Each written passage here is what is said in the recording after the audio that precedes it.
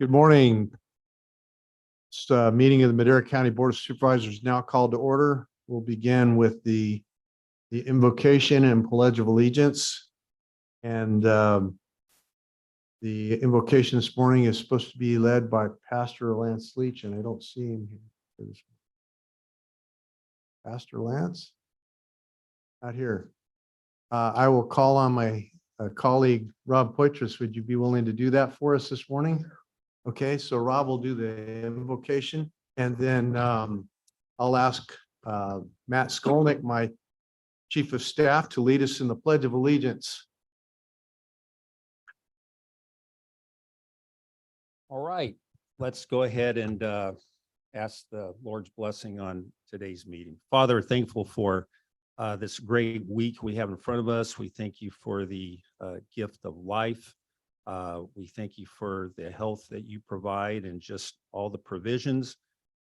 We just ask for your guidance as we go through the budget today, for your wisdom. We're one team here in Madera County, and we're looking to serve the citizens in our county, the people who are under your control, under your dominion. And again, we just ask for your wisdom and guidance, and bless each one here. We ask in Christ's name, amen. Amen. I pledge allegiance to the flag of the United States of America and to the republic for which it stands, one nation under God, indivisible, with liberty and justice for all.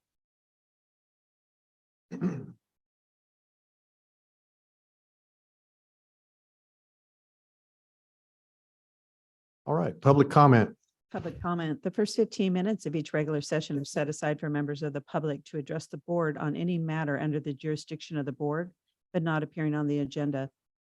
The board will not take any action on the items presented under public comment. Speakers are limited to 3 minutes. Anyone addressing the board is asked to print their name clearly on the speaker sheet at the podium and state their name and county of residence for the record.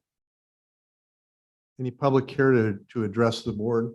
I don't see anybody coming forward. Anyone online? No one Nobody online? online. Okay, so we'll close public comment, having heard none, and move on to item 3A. 3A, County Administration Department.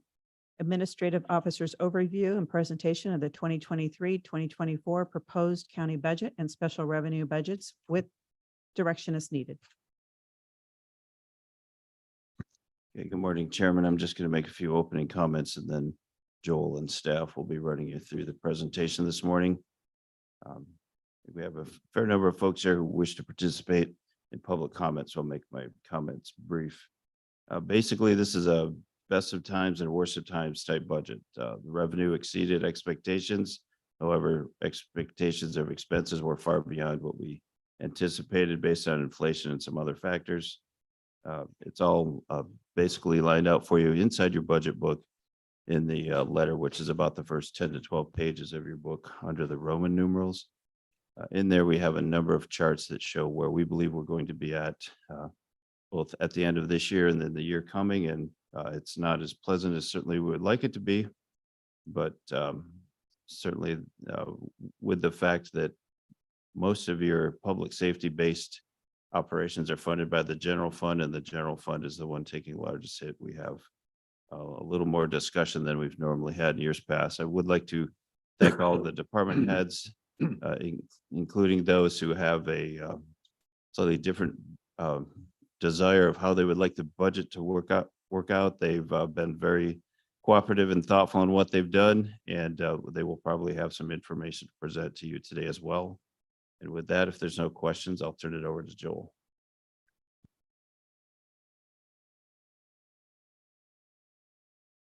Thank you, Jay. We'll just wait a little bit for the PowerPoint to catch up.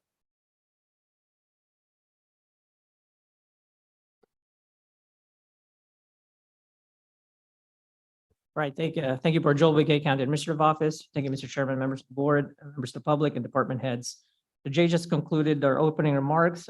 We want to first, in the order of business of the day, we want to introduce a couple of revised pages. The first being in the special revenue fund budget, which we'll take up after all of the regular budgets have been discussed.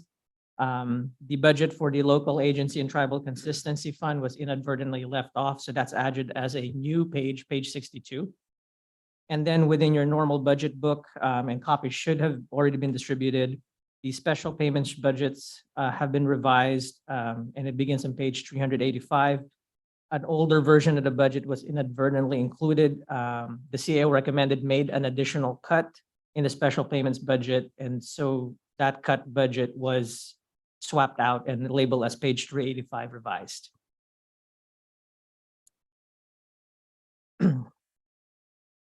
And after introduction of revised pages, we want to give the budget overview and highlights. But before we go there, kind of want to, given that we anticipate a lot more discussion this fiscal year, we expect that between now and till noon, or when your board decides to take a break, that the department budgets would be presented, as well as the special revenue fund budgets presented. A couple of departments have expressed their desire to present the impacts of the CAO recommended budget.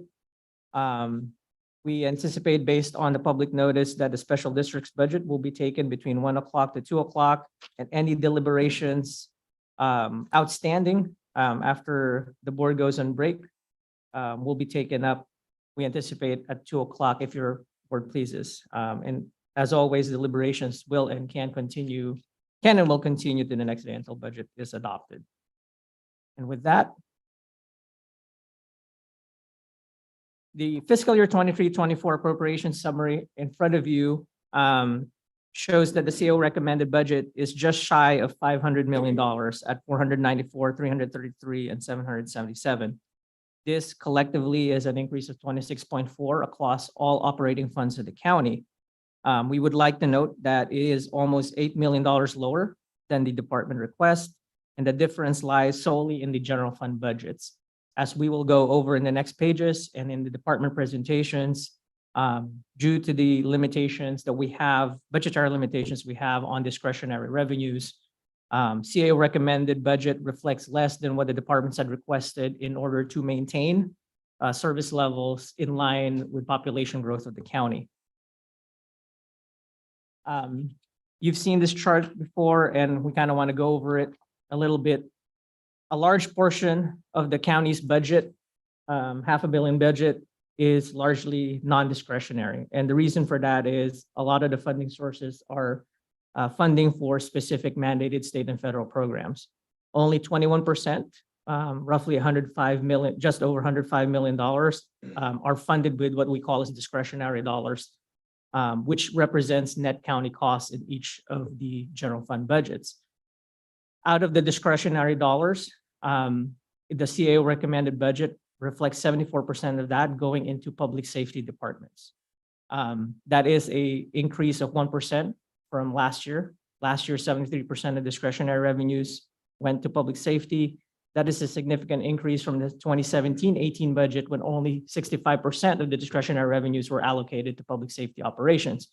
What we wanted to highlight, despite the less than ideal and the negative impacts of the CAO recommended to public safety operations, we wanted to put in some numbers that the board has stayed true to prioritizing public safety each year, as evidenced by the growing percentage of discretionary revenues allocated to public protection. By function in the overall budget, public protection and public assistance, consistent with previous fiscal years, experienced the most significant growth in terms of appropriations. We kind of wanted to note that general government and health and sanitation, both for the first time in recent years, reflect a decrease from the prior year. Under general government and fiscal, a lot of that or all of that decrease is related to terminating the Public Works Revolving Fund program that we started last year. It was meant to leverage general fund balance dollars to cash flow public works projects. In light of the budgetary situation, we felt that we could not continue that next year, that we're largely going to rely on fund balance to keep us solvent as we make the necessary operational reductions to get us back in line. On the health and sanitation side, that is almost entirely due to ending pandemic-related extra help use and COVID-related programs in public health.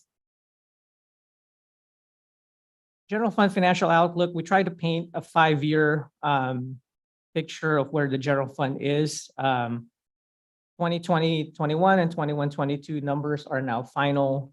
This is our best projection of 22, 23, and we stack up the CAO recommended budget and how it relates there. So what I kind of wanted to focus is on the fund balance general fund solvency, which is row 15.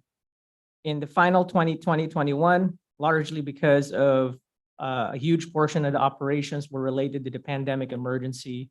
We were able to fund some of those expenses, a lot of those expenses with one-time CARES Act and Rescue Plan Act dollars.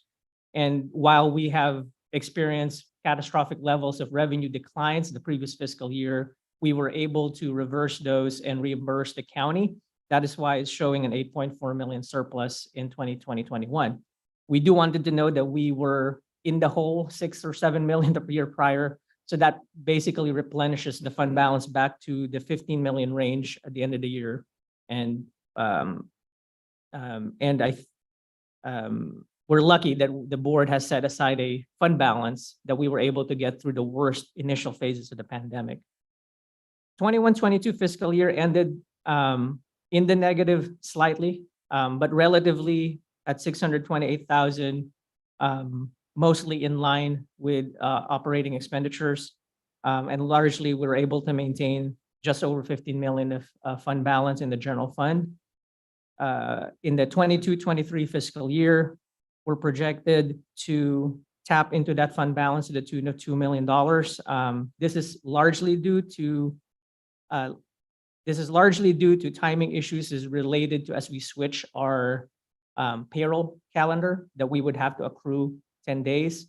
In our estimates, eliminating that timing issue, we'd still be using some fund balance, but it wouldn't be to the tune of $2 million. For 23-24, based on what the departments have determined is needed to keep up with the population growth of the county, that's really where we experience a lot of the inflationary impacts. So yes, there were salary adjustments. It was related to peace officer positions that would have accounted for 3 to 4 million in an increase. With general fund increasing $7 million, we would have made headway in terms of our bottom line. However, all other impacts are catching up, as with any business, as with any organization. All of the other operating costs have outpaced any of the projections that we've had when we first started tracking this in a 5-year scale. If the CAO recommended budget is adopted, we are recommending to budget 8.8 million of the 13.1 million projected fund balance at the end of this current fiscal year in order to fund operations and essentially buy time for general fund operations to scale back operating costs, which results in scaling back service levels in order to bring us back to a path where this 8.8 million goes down to zero. The 24-25, is there for an illustration. If we held the budget flat for 24-25, it wouldn't eliminate the operating deficit. So if revenue projections stay where it is, and we're not super conservative, we're not super optimistic, we're trying to do that balance, it still wouldn't fix the budget. So what's clear here and what's clear in the CAO recommended budgets is we must do more to bring it in line, because there's only two sides to it. It's cost or revenue. This next slide is what we kind of wanted to show was how funded positions have grown as it relates to the population of the county. Because what it boils down to when we start talking about department requests for positions and what the CAO recommends, the reality is it boils down to what the biggest chunk of the budget would be, which would really be positions. So what we wanted to show that since 2009 and 10, which is the fiscal year prior to the recessionary cuts, where the county practically overnight reduced its workforce by funded positions by 10%. We sort of set that as the baseline, as saying that this was prior to the draconian cuts of the recession. And then we measured each fiscal year, including the department requests and the CAO recommended positions in relation to that fiscal year. What this shows in a nutshell is that the board has been true to its priority of restoring and improving service levels for public safety, in that the constituents per public safety position, either on the CAO recommended or the department request, represents better ratios than what it was prior to the recession. The other sectors of the budget that experience better service levels are the subvented departments, Health and Human Services.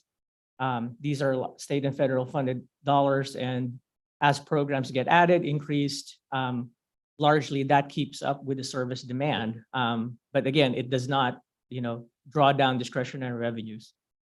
What I kind of want to point to is when you look at county services, which is essentially discretionary revenue funded, but they're non-public safety departments. It is one sector of the budget that is serving more constituents per funded position now when compared to pre-recession levels.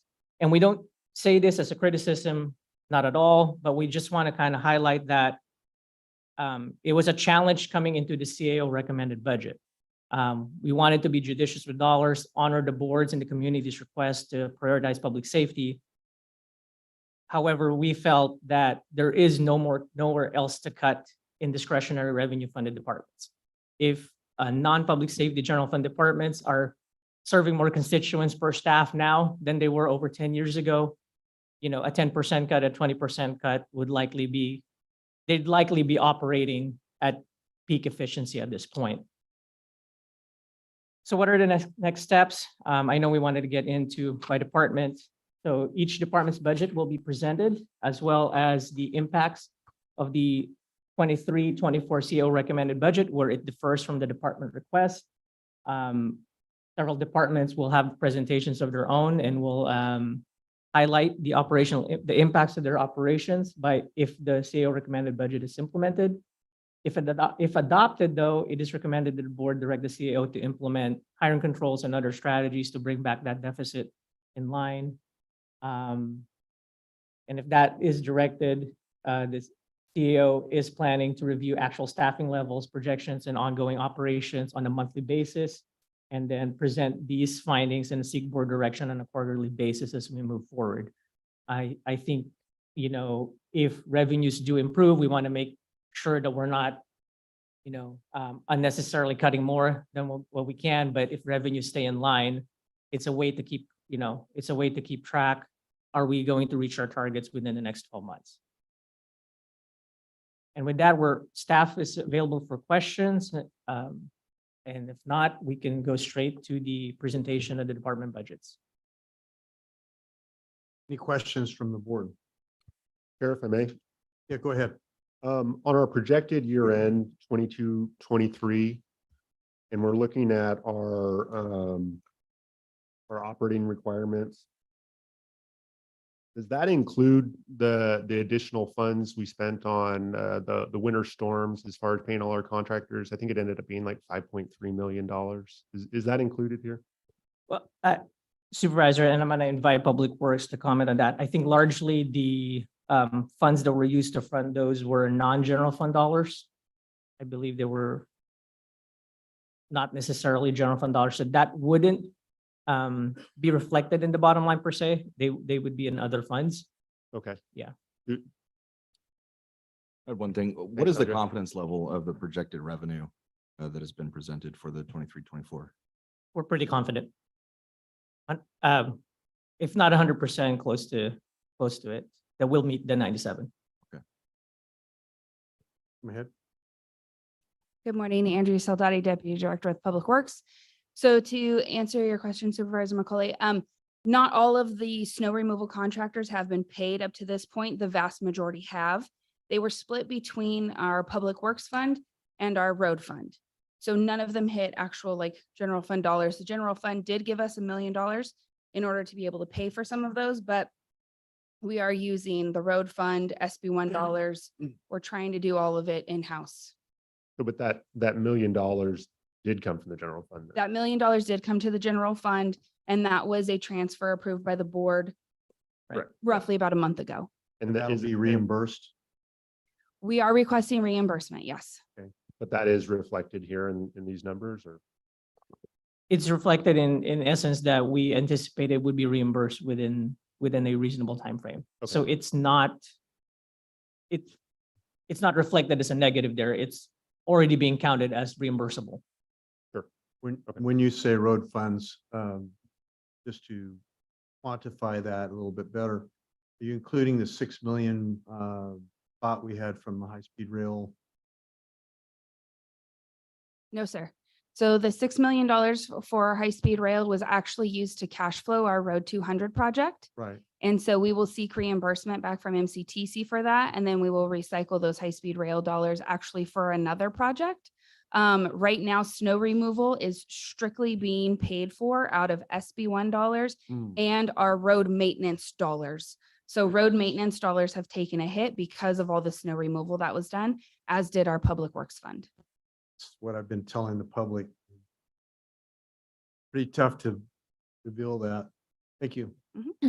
Funny that Supervisor McCauley asked that question. Top of my list. Top of your right there. list right there. Thank It- you.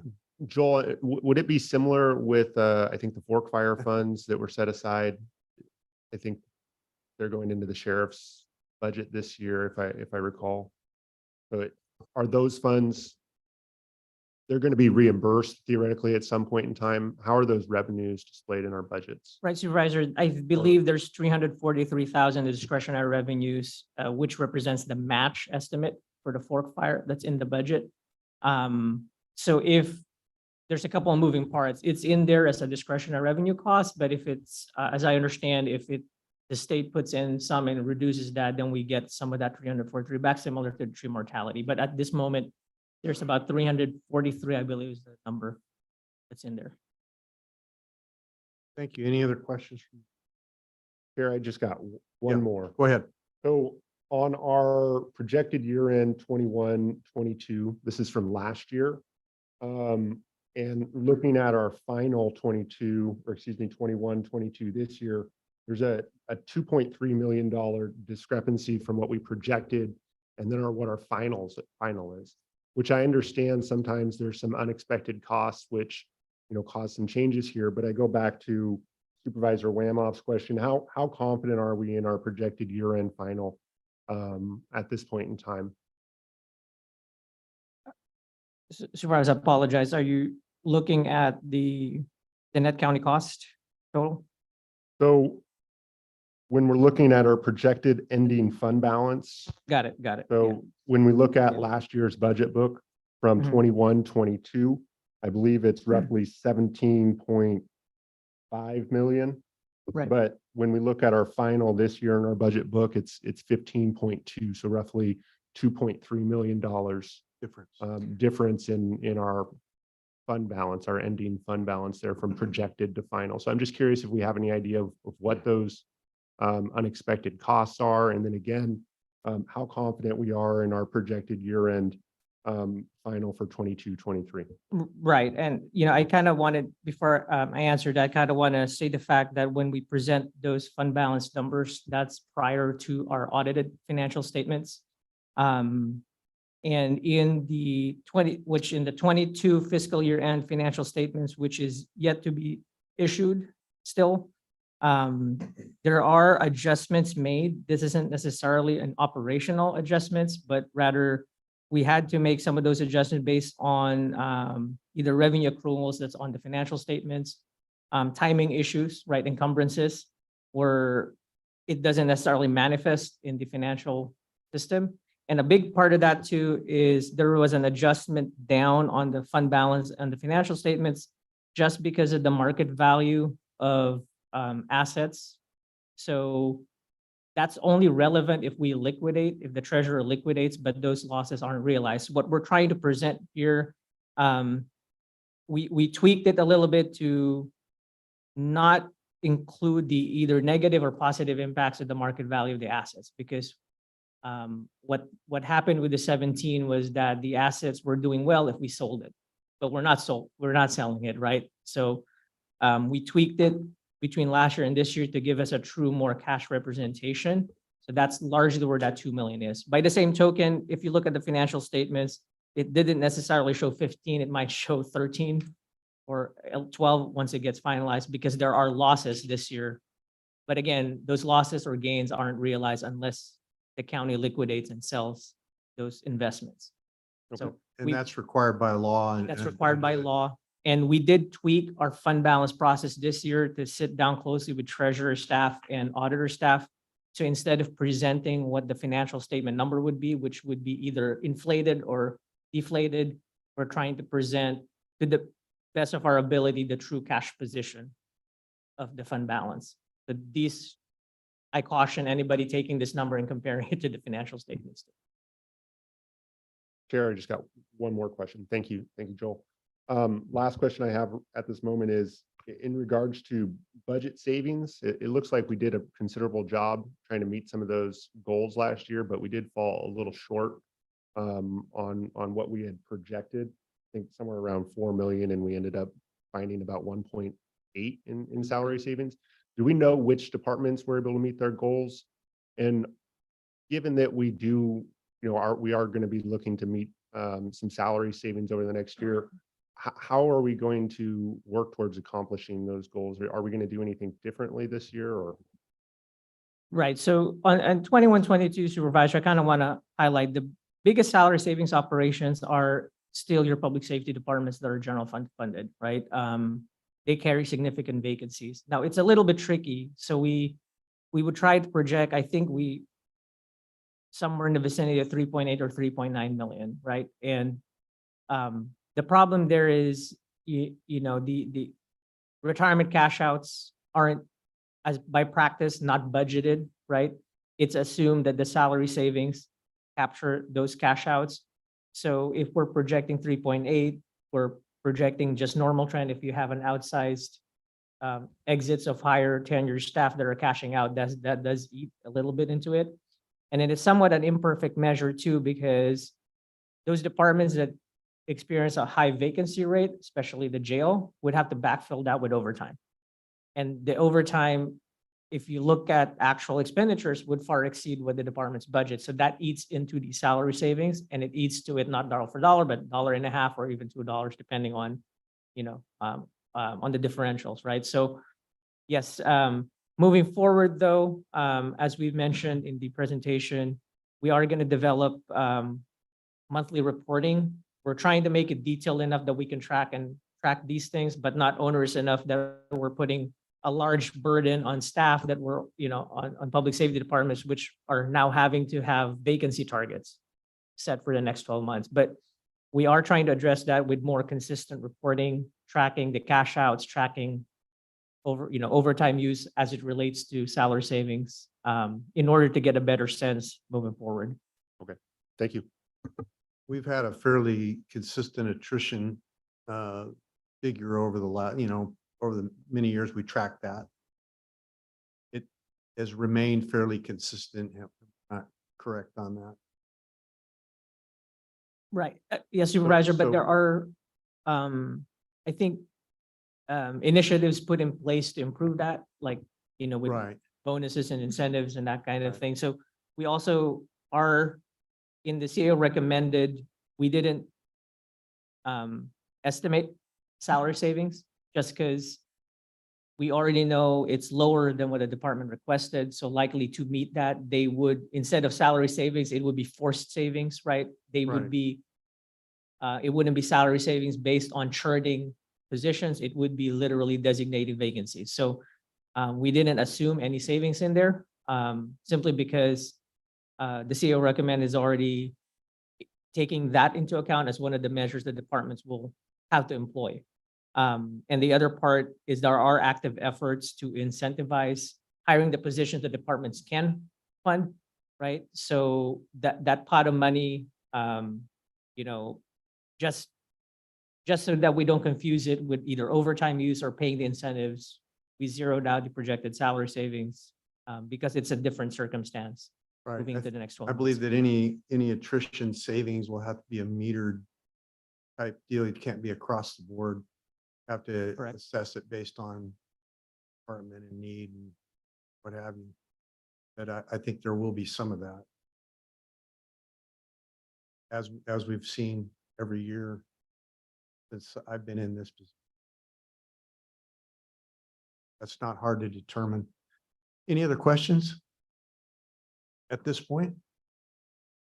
So what we're going to do is we'll move through the budget by tabs. And then you want me to open the public hearing now, County Council? Do we want to do that now? Well, Chair, the CAO and I were just chatting about that. So we're still on item 3A as an apple. And I Right. think that the now the actual budget and special revenue budgets are going to be presented. And so We could once, do those by tab if we wanted to, as they come up, we can open a public public hearing hearing. and keep it open if you want to Yeah, hear public hearing comment and testimony during the. and I'll do that as we breakdown. go.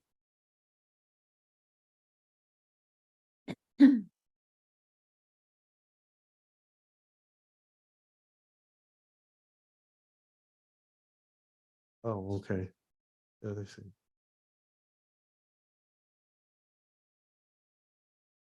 Oh, okay. So what's your, So Chair, if you wouldn't mind advice? opening up the public hearing and staff will present their presentation during that public hearing so that if there's any testimony, the hearing will be open until you close it. And okay, all- it doesn't hurt either way, and it doesn't hurt to hear public comments. We just don't want to get either too out of line. So Yep. I'm gonna open the public hearing on this item and we'll begin with the presentation. Thank you, Mr. Chairman. The first recommended budget for your consideration, it is in the public protection group of budgets, and it's the child support budgets, which begin on page 1 of your budget book. Total recommended expenditures of $4,617,535 represent an increase of $107,372 over the current fiscal year, mainly due to the cost of recommended staff and the addition of 3 full-time equivalents from the prior year, which are fully funded with increased state revenues. Sarah Haneke, Director of Child Support Services, is available for any questions.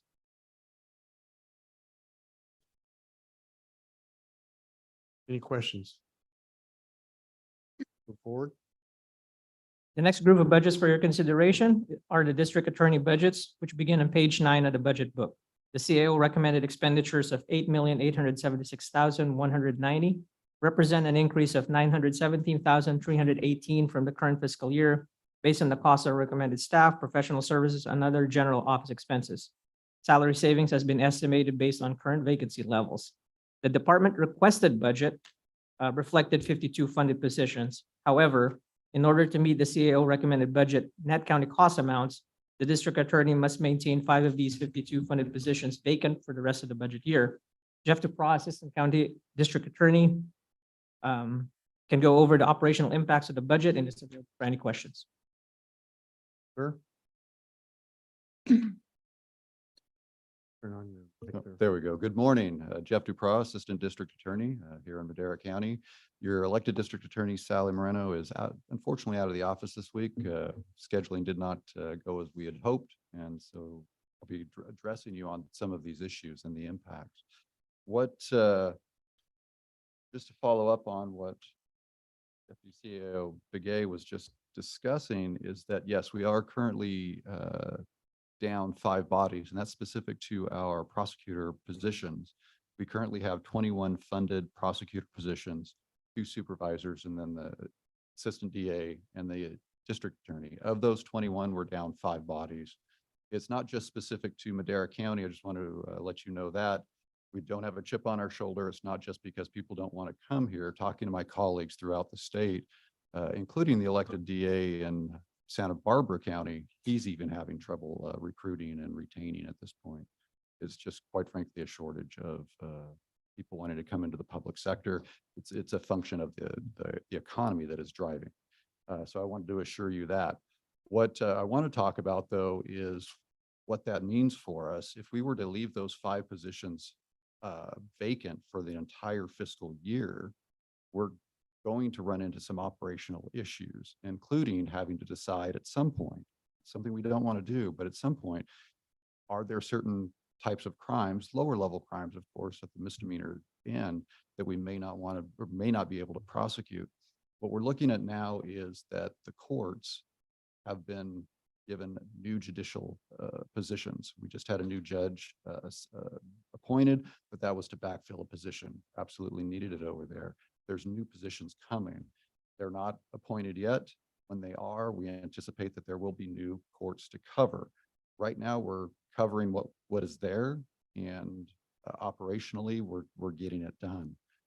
And what I just found out last week, maybe a week and a half ago now, is the court called and said, look, we're going to, with what we have now, create another calendar. And what that means is that they're going to require us to cover another day of court with a lawyer that we don't really have. We've been able to tap into what we call certified law students, law clerks. We have a few extra help of those. Currently, we have 2. If you look, actually, it'll look like you'll see 3 on the books. One is left to go study for the bar. We're hoping she passes, and then we can fill one of those 5 vacant spots. We're planning, we currently are covering the current calendar with those people. Now we're going to be having another one. They tell me that it may start in July. I don't think that's reasonable. I think it probably will start in August, and we'll just have to find from where we are.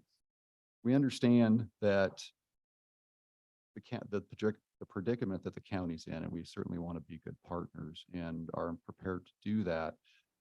Because of the hiring issues that I just discussed, we don't anticipate that we will be having any new applicants come in anytime soon, although we would certainly like to have the opportunity to bring those people in if they're the right fit. We only hire exceptional people in Madera County because that's who we are. I can tell you that there are 2 bar exams throughout the year. One is in July and one is in February. The February bar results just came out in May, just a few weeks ago, and we received 0 applicants. So I offer that up to say that we're not, no other DA's offices are getting that flood of applicants.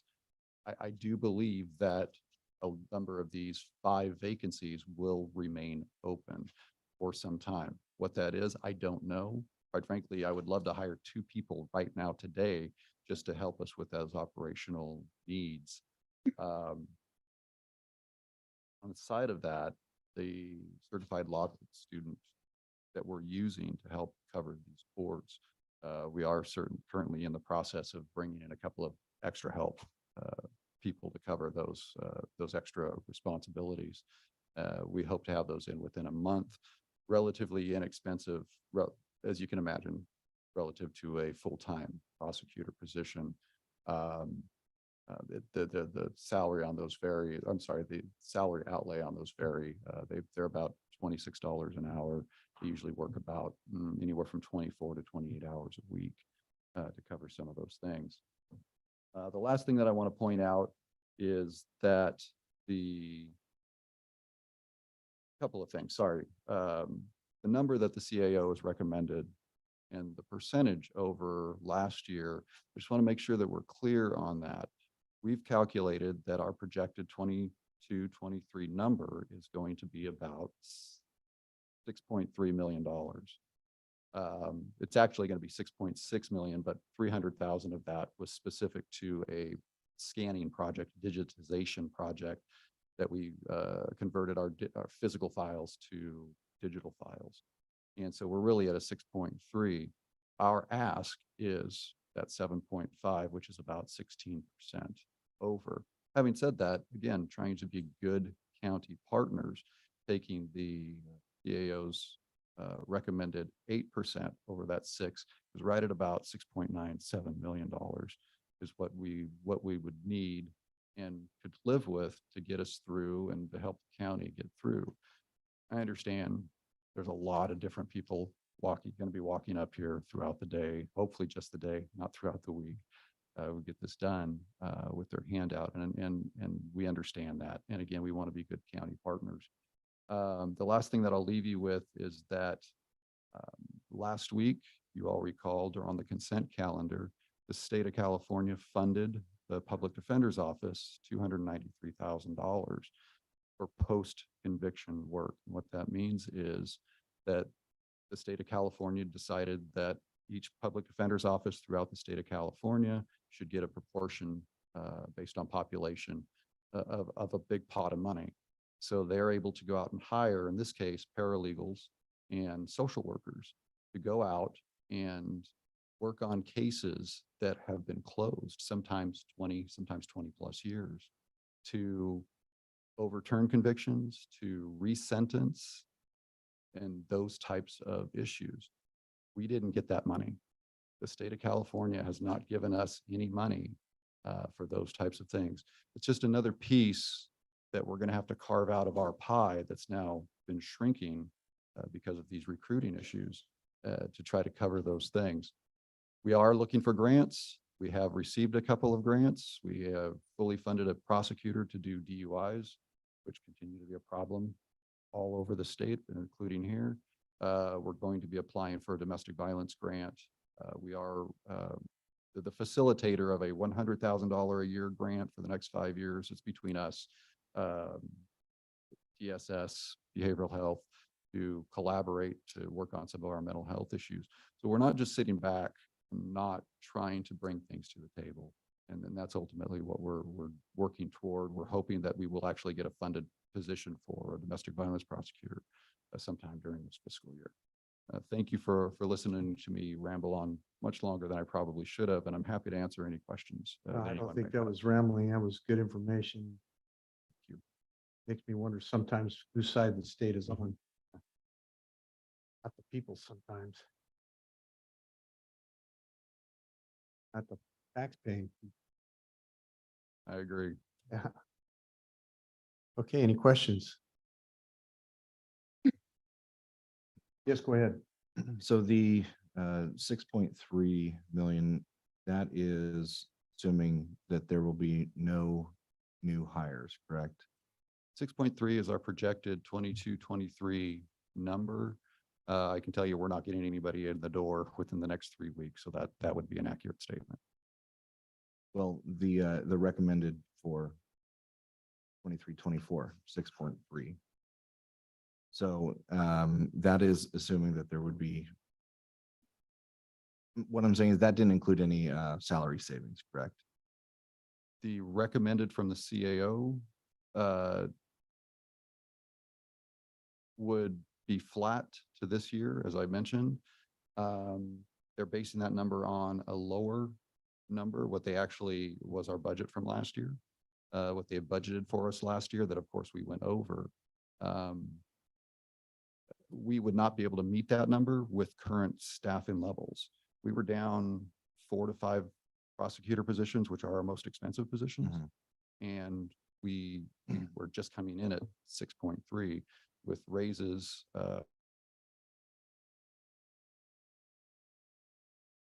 differential. And then we know we have the class and comp study. I don't see how we would meet that budget. So with that in mind and the new mandates that are coming down potentially to fill a separate calendar, what would be the workaround if this were the implemented budget? I'm sorry. What would be the workaround if this were the budget that was implemented for the new calendar? We would stretch and we would do what we can to make it work. What we don't want to do, and what other counties have had to do in the past when these situations have come up, is to pick a certain class of crime and not prosecute it. A good example of that would be suspended license, driving on a suspended license crimes, vehicle code section 14601. Somebody gets their license suspended for not paying child support or being driving under the influence offense. We currently prosecute those, and that may be something that we wouldn't be able to, because at some point we have to, and I know you understand this based on your background, but at some point we have to prioritize where we are. I'm not going to not send a prosecutor to court to prosecute a murder or a sexual assault or a robbery, gun crime, when I need to send them to go prosecute a misdemeanor, low-level crime. Now, the goal absolutely is to not decrease, call it service levels. In other words, to decrease what we're currently doing. We'll have to reassess. We'll have to have some conversations with the court. Unfortunately for us, the court seems to be in a growth mode. The last couple of years, they've been static and they've been flat. But it looks like they're getting ready to push out some of the walls and get bigger. So we'll just have to do that. We'll certainly keep everyone appraised of where that is and what the impacts of that might be if we're not able to continue to grow ourselves. Great, thank you. I think that from an evidentiary standpoint, it's really clear through the years that there's a direct nexus between the level of crime and the level of enforcement. We have enough deputies and we have enough prosecutors to take care of that circumstance. Crime definitely goes down, and there's a very, very big nexus to that ratio. Right. And to your point, we've all heard of some of our larger cities throughout our country and even in our own state that have had prosecutors elected who have chosen not to prosecute certain types of crimes. And I see you shaking your head. I Exactly. think we're on the same page there. Currently, Los Angeles County is still struggling. Some of the other counties, prosecutors' offices throughout the state some of them have already flipped back because the citizenry is tired of the crime rates going up when certain limitations are put on law enforcement and prosecution. And thank God we don't have the kind of prosecutors and law enforcement officials that some of those cities have, because they've turned into war zones. They've turned in literally, the citizens are fighting for their lives in those communities. And that's just a crying shame. We don't want that here, and I know you don't. We've got the right people at the helm. We're grateful for that all the way. I want to say that. We just want to continue those levels as best we can. Absolutely. Thank you. Any more questions? Thank you. Thank you. Right, the next group of budgets for your consideration are the Sheriff's Police Protection Budget Orgs, which begin on page 45 of the budget book. The department requested expenditures for the Sheriff's Police Protection budget of $40,413,704, which represented an increase of 20% or 6.7 million over the current fiscal year. This request would have added 7 new positions in various police protection orgs in order to maintain service levels as the population increased, plus funding to offset the impacts of inflation on operating costs. However, due to budgetary limitations, the CAO recommended expenditures of $37,055,093 only represent an increase of 10% or 3.2 million over the current fiscal year. The CAO recommended budget does not have funding for the new positions proposed, and it will also be necessary for the Sheriff's Office to unfund approximately 11 vacancies as they occur through attrition over the next fiscal year to stay within the CAO recommended budget targets. For the Sheriff's Jail Division budget, which begin on page 187, the department requested expenditures of $26,505,188, which is an increase of 31% or 6.4 million over the current fiscal year. That request would have added 2 new positions plus funding to offset the impacts of inflation and cost increases to the inmate medical services contract. However, again, due to budget limitations, the CAO recommended expenditures of $23,240,436 only represent an increase of 15% or 3 million over the current fiscal year. The CAO recommended budget does not add any new positions, and it would also be necessary for the Sheriff's Office to unfund approximately 8 vacancies as they occur through attrition over the next fiscal year to stay within the CAO recommended budget targets. Tyson Polk, Madera County Sheriff, will be presenting the impacts of the CAO recommended budget to the Sheriff's Office and the Sheriff's Jail Division operations. Morning, Sheriff. Morning. Thank you, Joel. Morning, Chairman and members of the board. I'm Tyson Pogue, your Madera County Sheriff, Director of Emergency Services. Chief Clerk of the Board, is the PowerPoint live? Good. Thank you very much. As discussed, we made a couple requests in our budget proposal. The first one was for a business system analyst. Most of our internal systems, such as 911, our phone systems, our body camera systems, emergency management software, our CAD, records management system, all of those systems are managed internally. They are not managed by IT, though certainly IT does have a component with a network and everything else, but all those systems are managed internally. We have CLETs, hundreds of department cell phones, MDTs,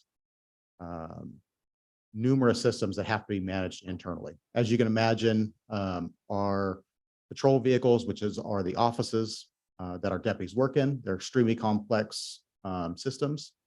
And we have to have someone on site that can maintain and help keep those things running. Additionally, at the jail, they have numerous surveillance systems and other systems that have to be managed and maintained. We asked for a community service officer. One of the county's strategic plans was to increase our neighborhood watch and other community outreach programs over the years. So we did make that request to add the community service officer, which would provide a community service officer up in the mountain area, as well as a sheriff's corporal so that we can reinstitute our investigations unit up in the mountains. We had increases due to the overtime and standby due to the new salary tables, some approved hiring incentives, as well as increase in training expenses. When looking at the CAO's recommended budget, it was to reduce permanent salaries and benefits by $553,247. This equates to approximately 3 full-time deputy sheriffs. In addition, requested $151,303 from the morgue budget, which is essentially 1 deputy coroner. I think it's important to mention that the deputy coroner's positions are filled. They're not vacant, and we don't see any vacancies in that budget anytime soon. Additionally, there was a request for $1.6 million in salary savings, which is an additional 9 full-time deputies, and an additional request of $703,771 across all of the other sheriff's departments' organizational accounts. Many of these accounts, orgs, are grant funded or they're mandated positions, such as the courts were statutorily required to supervise court security. And some budgets have only 1 or 2 long-term employees. All that to say, we can't necessarily pull that $703,000 from those other org accounts. So that savings will have to come back to the main sheriff's office org. So the total salary savings and reduction in permanent salaries in the overall sheriff's operational budget will effectively reduce the number of deputies by about 18 full-time positions. We have 83 fully funded deputies throughout the sheriff's office. 42% of those are reimbursable from grants, housing developments, contracts for services, or are part of those mandated positions we discussed. So this reduction, it'll lead to a 37.5% reduction in deputies assigned to operations. I don't probably need to read the next line to tell you that that's obviously going to significantly impact the number of deputies out there patrolling the streets, responding to crimes. You're going to see your response times increase, as well as a almost certain increase in crime rate. We'll see increased caseload for detectives. We won't have as many people available to do follow-up, as well as follow-up on leads. And our capacity to effectively handle those investigations will lead to delays and further public safety impacts. Obviously, the community service officer, that'll lead to a reduction of our community outreach. You can see there several of the programs they participate on. Community outreach is a pivotal and such an important part of modern day law enforcement. The reduction of the investigations unit in the mountains, this was eliminated some years back, and it was our desire to bring this function back to the mountain area. to try to address more localized crime trends and stuff up in the mountains more effectively. On the jail division side, we recently went from 12-hour or 8-hour shifts to 12-hour shifts. This was an effort to reduce the amount of overtime that we are paying. We are paying out just an absolutely astounding amount of overtime. And so switching to the 12-hour shifts, we believe will be better for the employees. It'll be a better work-home balance, as well as it will reduce our projected overtime. With that, however, we have to add a correctional sergeant and correctional corporal to supervise that additional fourth shift. We also requested to make an administrative adjustment to an analyst to a senior administrative analyst unrepresented, which is relatively minor in the grand scheme of things. We requested to fund all correctional officers, corporals, sergeants, and command staff up to post positions. This has been a ongoing project to make them peace officers, to help with recruitment, retention, as well as supervision at the jail. You can see we had other increases to standby, which were due to salary costs from the salary study, which was done in October, as well as those post promotions. Increase housing expenses by $42,000. That's just your general inflation, cost of goods going up. Increase of $10,000 to send the officers to post training, and a special departmental increase by $86,000. The special departmental increase is also just a inflation increase to cost of goods. Our professional specialized increased rather substantially. That has to do with trying to get body cameras into the jail, and as well as background services. It's extremely important to move towards body cameras. We all see them throughout law enforcement. It's the independent witness, generally speaking. And down the road, though, it's a $30,000 cost up front. It has the potential to save us millions of dollars in lawsuits. We have $400,000 in private security for inmates housed at the hospitals. We currently have 2 inmates in long-term care facilities. Their medical conditions are beyond what we're able to accommodate at the jail, as well as some other funding there for policy manuals and contracts for some other funding sources. The CO recommendation is to reduce permanent salaries and benefits by essentially $84,000, which equates to 11 full-time correctional officer positions, plus an additional $1 million in salary savings, which is an additional 11 correctional officers. We will not be funding the correctional officers to posts, no additional sergeant, and we'll convert a CO to corporal instead of creating a new position.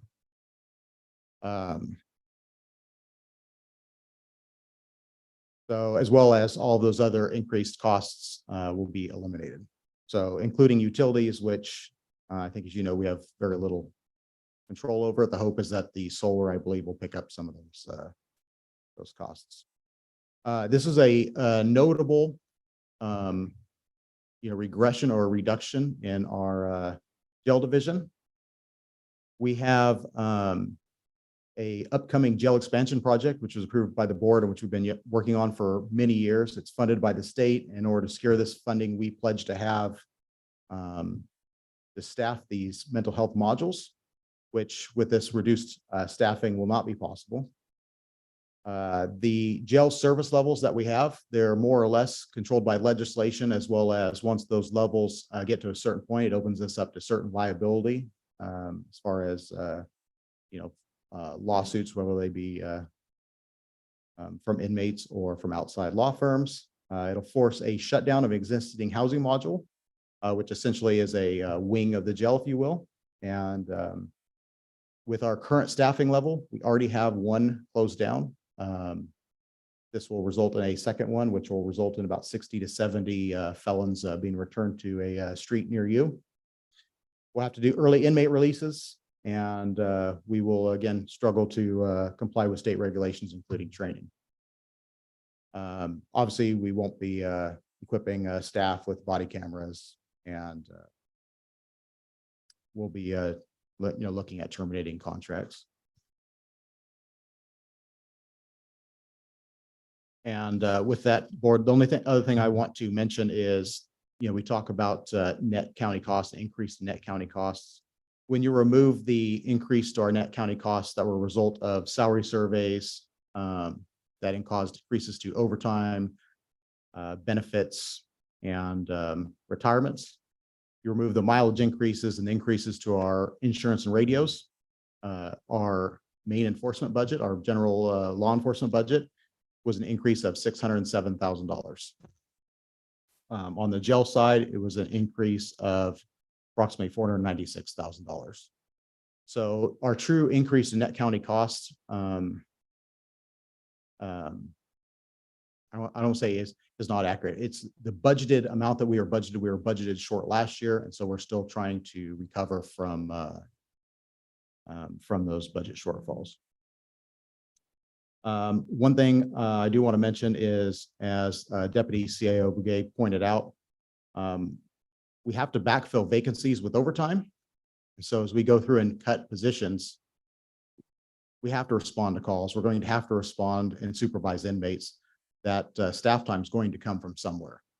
And if we cut positions and we start reducing ourselves to a response only or eliminating patrols out there on the street, I think it opens us up to, needless to say, some pretty dire circumstances.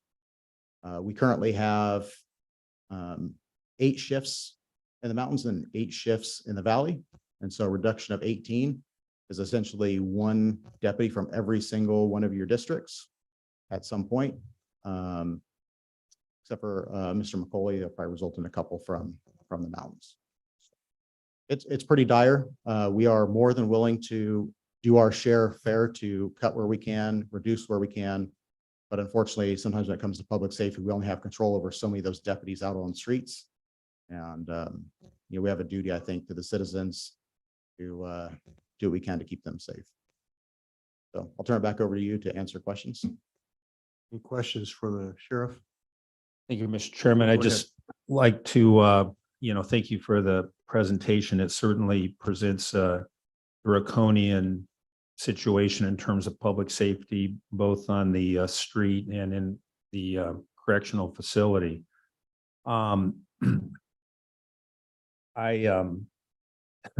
a big gap between, what the administrative team has presented and is what your recommendation is, Sheriff, and I can appreciate that. And so I guess on the short term, I'm not sure that this is the right venue to dig into every little item and see, what kind of middle ground, if something like that exists, that could give us the biggest bang for the buck. But that said, I'm also looking out just not over the next 12 months, but over the next, 2 to 5 to 10 years. And it's obvious that, we're going to have to figure something else out in terms of being able to deliver proper on the street safety, public safety. So that's going to have to be a discussion that we as a board and administration and you and others that engage in, as well as most importantly with our community, because I hope they're tuned in and listening and understand the dire nature of what we're looking at in terms of the perfect storm, the confluence of various issues, whether it be inflation or regulatory requirements, et cetera. So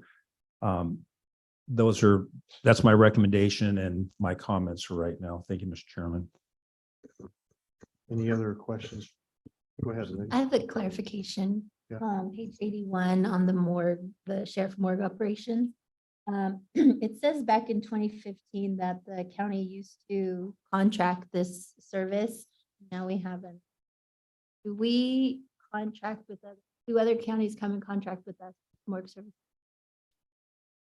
Not generally speaking. So we do have a contract that's pending right now where we'll offer certain services to Inyo and Mono County under certain circumstances, primarily homicide or extremely rare cases, but not as a normal And then Joel, has there been an analysis of where if it's more functional to contract out back to the 2015 level, or what, if we're in the right?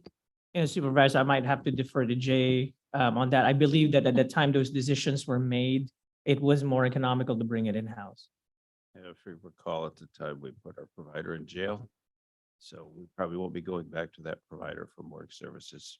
So at this time, I would say that this was the best way to do it. You're finding, just like Acting DA Duprat mentioned, how hard it is to get attorneys. It's even harder to get folks who wish to work as the frontline people in medical legal death investigations. And I think the sheriff's office was very fortunate to get their contract forensic pathologist that they got to replace our long-standing one that we had. So I don't think that you would find a firm that we could save money by going out to. Only thing I'd like to add is we do not currently have this many vacancies. So we are not unfunding or freezing current open vacancies. We currently only have 12 on the enforcement side and 8 on the correction side. So that number of 18 or 22 on the correction side, that number is accurate if those numbers start July 1st, correct? So since we have those fill, that number will actually increase as time goes on throughout the year. So as we lose people to attrition, since we at Madera County, we do not lay people off, and I'm extremely proud of that. And I know that's not something the board is interested in doing. That number of 18 will continue to grow. So at some point it's 18, 19, 20, 21. And by the end of the calendar year, that number is going to be substantially larger. So I just want to make sure I, point that out. If I may. Go ahead. So how many deputy positions are allocated currently? 83, And you said there's 8 vacancies, correct? correct? So 75. And this is requesting a reduction in 3 full-time, which would bring it down to 80. And then a reduction of essentially 9, which hopefully results in a salary savings of $1.6 million. But that 9, they would have to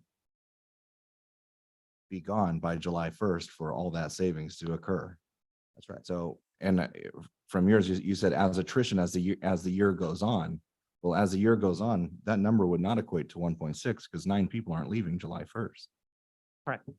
I mean, I think how we presented it is it's a target to reach an operating target within the next 12 months, right? So how do you say this? There are It's many, not date certain. it's not date certain, and we know that those budgetary savings may not be realized fully through attrition. But quite frankly, we don't know what happens over the next 12 months. We could have, more folks than what we normally leave, right? It's just that we were trying to balance we didn't want to grow budgeting more than 8.8 million in one-time money. So setting these targets at these levels. And if we're assessing it on a monthly basis, we're not reaching it, then we go back to the drawing board and see, okay, where are we, right?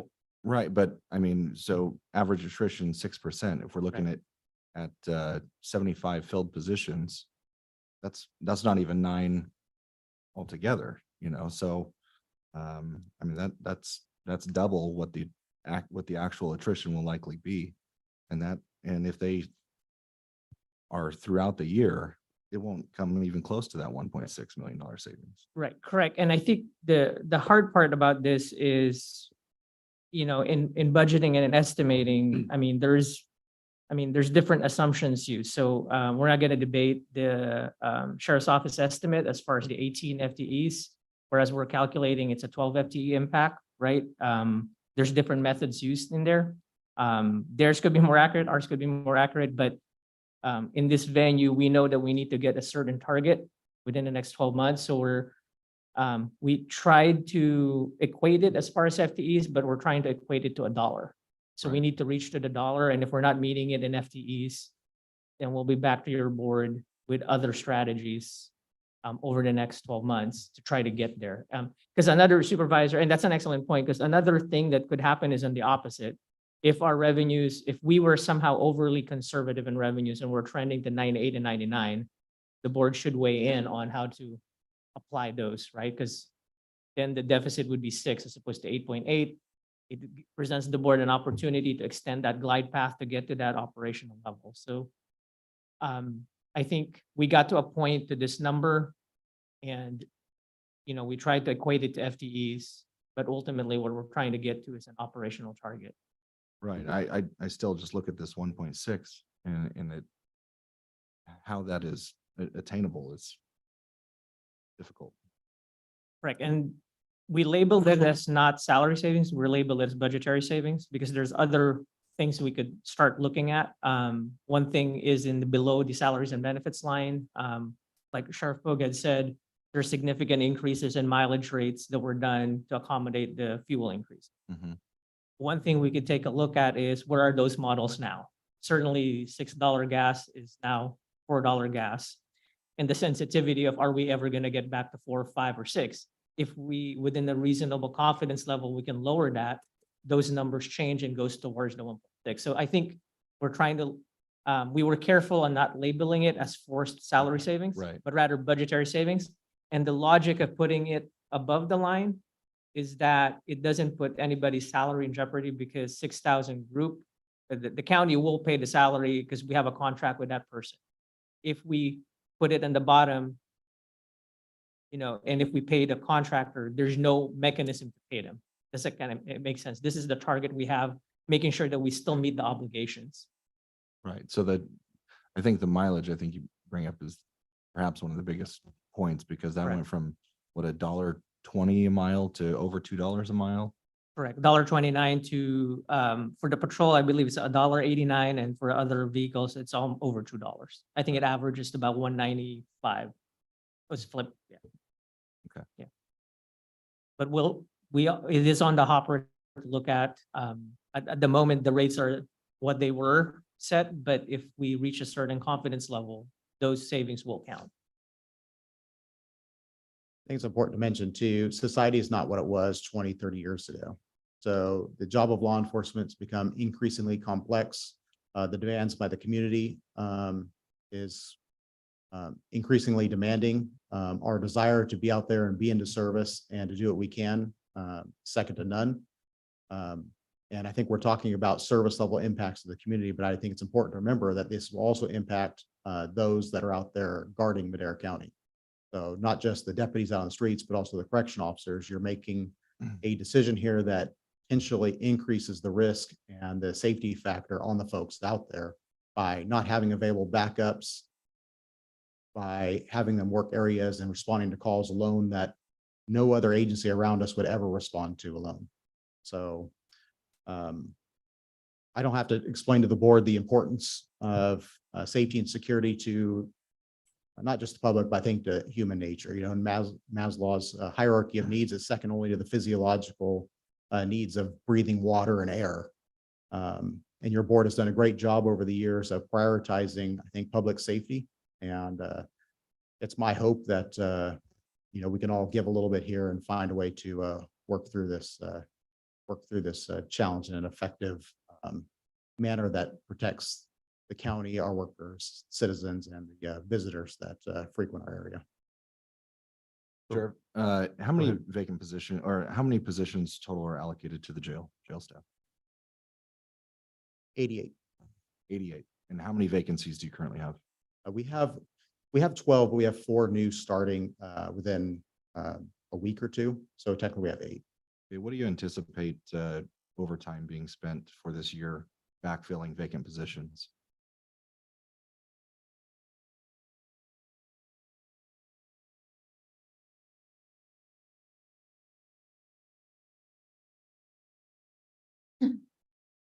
Currently for this year, we're somewhere in the $700,000 range. So likely next year, we're looking at somewhere in the $500,000 range. And They're if, gonna have $500,000 of overtime with the 12-hour shifts. yeah, because that was my question. With moving to the 12-hour shifts, what do you anticipate being? Yeah, we're making this move with the hope that it Reduces that. significantly reduces it. At this point, we don't really have any other study to fall back on with our similar circumstance. So it's a flat out kind of shot in the dark. We do believe it's going to significantly reduce, but not able to give you an extremely accurate answer. All that has to do with illness and human nature, so whether or not how many people call in sick, to be frankly honest. That's all the questions I have. Mr. Chairman, can I ask a ahead. follow-up question? Actually, it's for, I think the closest parallel we have here was, I don't know how long Chief Childers, the juvenile hall has been on 12-hour shifts. Is it recent enough that you have any recollection of how much money you saved by going over to that?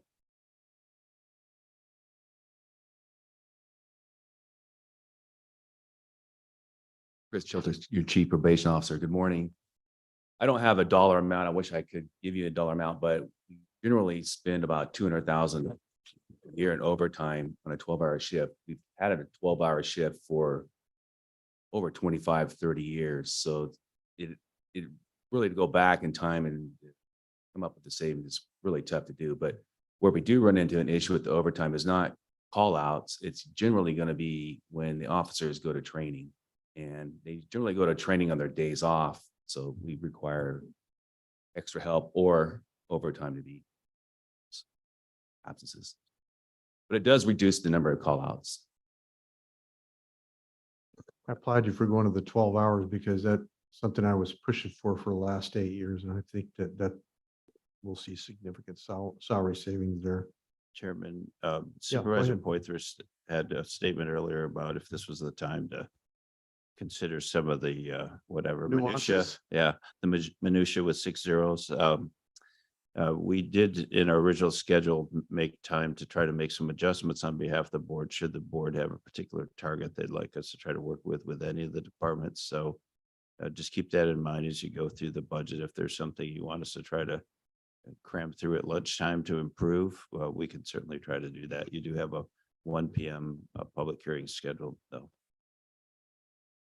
Yeah, I think any input, I'm listening. I'm digesting a lot of information here and I'm open to suggestions on how to improve this because to me, nationally, they can minimize inflation. They can minimize that we're in recession. This is here, the rubber meets the road right here. This is the obvious results of inflation. This is a result of a national policy that has risen gas prices to a level of that's ridiculous. We could debate that if we wanted to here, but it won't help us. It's just reality. It's hitting home.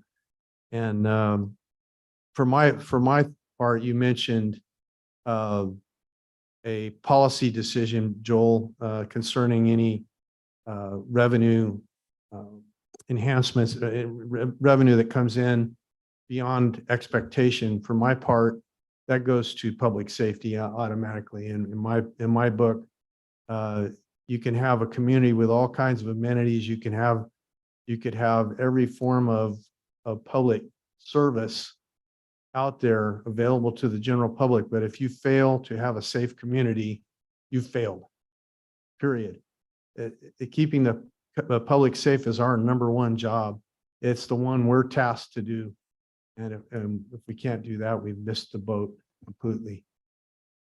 And when speaking of negotiations or concessions, we are happy to hold off on waiting on filling that community service officer till down the road when things are more favorable. That's not a problem, with us. We've waited several years. To wait a little bit longer is going to be fine. On the detective corporal deal, we can switch that to a conversion. Between those two things, that's roughly somewhere in the $250,000 mark. The business system analyst is something that's I don't want to say needed. It's necessary. Those systems have to be maintained, and we're trying to maintain them right now with personnel that don't have the experience or the capabilities really to do that. So for what it's worth, we are happy to accommodate that as well as any other requests or ideas that the board. Mr. Chairman. Yeah. I'd just like to mention, thank you, Jay, for mentioning, working with the sheriff to come up with a number. As everybody knows, I'm not a law enforcement professional. I'm a policymaker. I look at things, from a big picture standpoint, and looking at what we have here is, I see that if there's anything we can do to, again, make the maximum out of the minimum.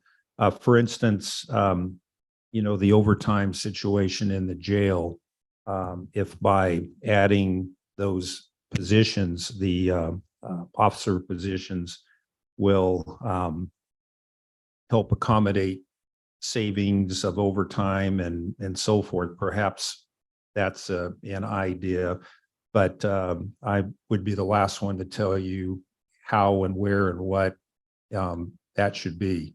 So, Yeah. but I would like to encourage that dialogue. Thank you. Yeah, I think you're saying the same thing I am. My ears are open. I'm listening.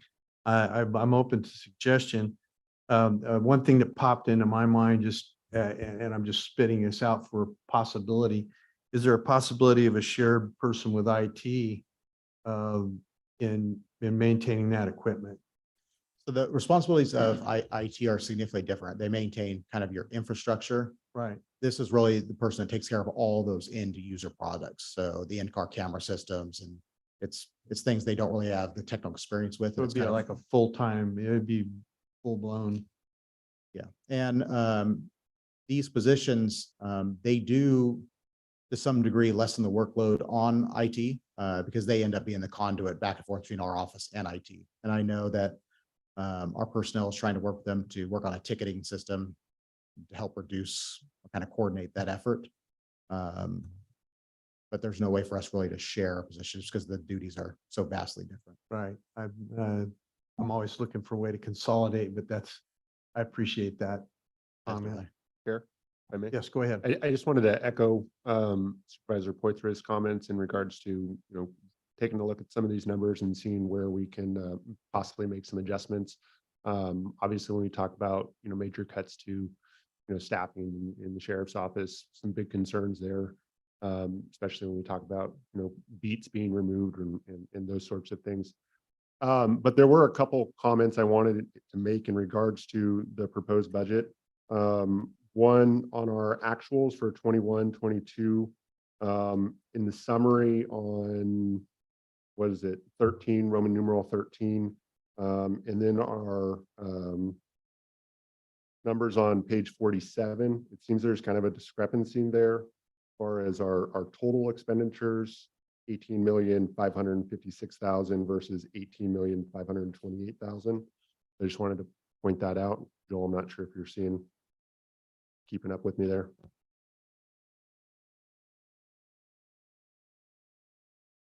Again, we're looking at Roman numeral 13, so XIII, page 47. Thank you, Supervisor. We'll take a look at that. Thank you.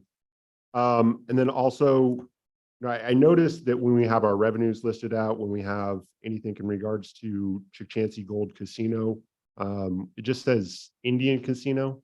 And I think perhaps we could make an adjustment there, just put it Chukchansi Gold instead of Indian Casino. I think that would be appropriate. And then the last comment or question I have is in regards to Sheriff Pogue. Again, going back to the fork fire funds that are within your budget. So those will be reimbursed, but where do those reimbursements go to? Does this stay in your budget, or do we transfer those back into the general fund, or how does that work? It's a mixture. So some of them go back into our emergency fund, which funds certain things during disasters and other emergency equipment supplies, but the bulk of them get returned to whatever department incurred the cost. Okay. And where would those reimbursements be itemized in the budget? Or Supervisor, are you talking as far as the federal reimbursements or any reimbursement towards the 25% match? correct? So the 20, as they come in, like what we've done with other disasters, there's an item that goes to the board that explains the departments that incur those costs and where those reimbursements go. I think in some years, it just it goes towards reimbursement revenue, and it reduces the net county cost use of those departments. I think in some years, those were directed specifically for emergency purchases that are related to OES. I think it just depends, but it usually happens as after the budget adjustment process. Sure. Yeah, Okay. we don't, we don't try to anticipate some of those especially as far as the match goes. And then lastly, on the org chart, is there a reason we don't have Madera County Office of Emergency Services listed under the sheriff on the org chart, or? So we have quite a few different divisions, and not all of them make it onto the org chart. So we try just to hit the major, the largest ones, if you will. Otherwise, the org chart would be kind of spilling off the page. Sounds good. Thank you.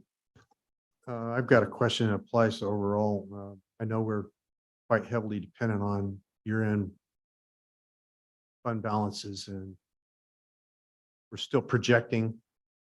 When do we anticipate the full picture 100%? And I believe in the previous years, we've actually had it announced when that's turned in. We haven't seen that this year.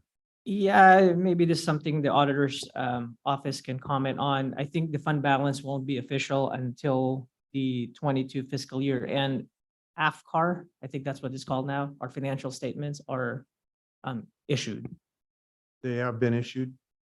As far as we know, the audit, it hasn't been issued. Oh, they haven't been issued? Yeah. Okay, and how confident are we in those The numbers? 15.2 million heading into the projected 13 million at the end of this fiscal year, we're pretty confident as far as the beginning number. The ending number would depend on where we end June 30th, right? So there's a process that we go through, disencumbering POs, accruing revenue. To the extent that our operating deficit does not exceed the $2 million, then the $13.8 million figure that we have there, we're Right. pretty confident. Right. Um, I don't want to make my comment as disparaging to anybody when I say this, but confidence in something is earned, trust is earned. And I don't have a level of trust yet with the new auditor, because this is his first shot at doing this. And previous auditor, he earned my trust real quick because he turned it in on time, got it done. We knew where we were for the first time in many, many years. That's got to happen, or in any situation, any business, any home, it doesn't matter where you're at. You've got to know how much you've got to spend, and you've got to have confidence in those numbers. If somebody's not getting those numbers right, you're really in trouble. And I just want to stress that we need many eyes on this. And Mr. Chairman, I don't mean to imply that that we put a number that we can't trust. We did sit down with the auditor's office. So even though it's not officially issued, those numbers are You as accurate ferreted as it through can those get. yourself, and you Right. feel We sat down with Liz Cruz and Jim Boyajian and went through the calculations, and because we don't want to be spending money that we don't have. right. But as far as confidence, whether it's going to be better, it's not going to be better, Okay, right? So, but we're confident it's not going to be worse. so you're The- making me feel better. And I kind of wanted, before, Mr. Chairman, before you move on from the sheriff's office budget, I kind of want to make a couple of comments that the board has made as you deliberate and consider things to change. The budget as recommended by the CAO is using $8.8 million of one-time money, one-time fund balance on operations.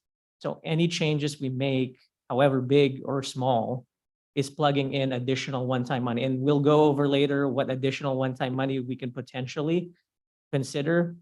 But we want to recommend the board to look at that as just extending the glide path to get to balance, not as a solution, because saving an extra 200,000 in overtime doesn't fix the 8.8 million.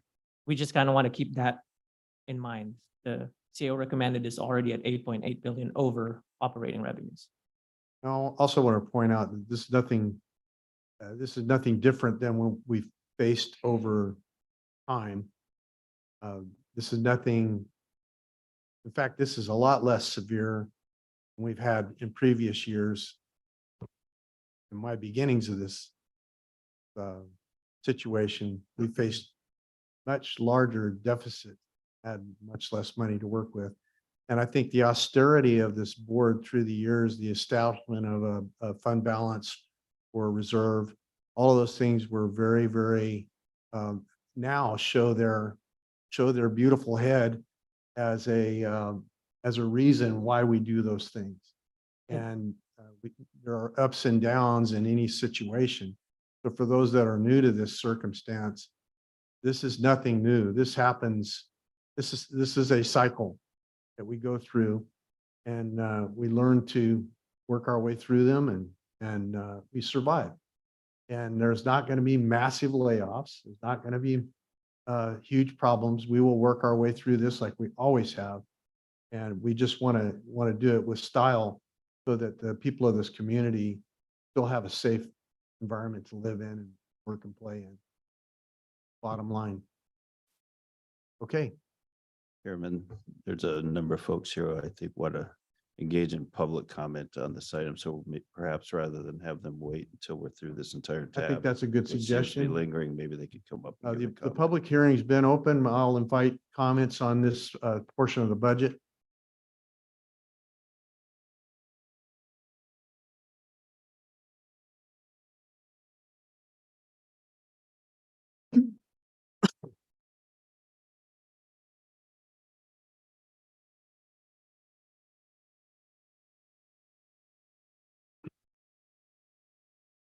Again, I'd like to just, before we have public comment, I'd like to say to everyone, as you're ferreting through this, we're open to ideas. We want to hear ideas. We want to hear thoughts. You have thoughts that on solutions that are constructive and creative. We're open to that. Thank you. Go ahead. Well, good morning, everybody. I've met a few of you already. My name's Eric Grijalva, President with Madera County Deputy Sheriff's Association. I'm here today to be deeply concerned over the CAO's recommendation budget. If passed as recommended, it will create an environment that's less safe for our deputies, as well as our citizens of Madera County. The CAO recommended budget will cause longer response times, force deputies to handle most calls without the availability of backup. The Deputy Sheriff's Association cares deeply for our community and will be paying close attention to the decisions made here today. You board, as always, prioritize public safety, and it's our sincere hope that it continues to be the case as we move forward with the upcoming date. So that's all I have to say. and Thank you. Thank you for your Thank you.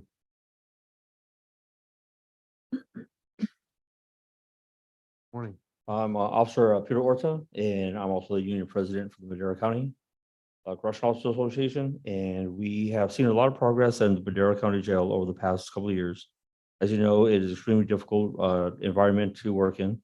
I appreciate the efforts that the board has worked on hiring incentives, bonuses, hiring bonuses, and other things that an effort to attract and retain qualified applicants. Unfortunately, the proposal budget, if is passed, we will essentially lose all that momentum. The CAO recommendation budget cuts positions critically needed for the operation.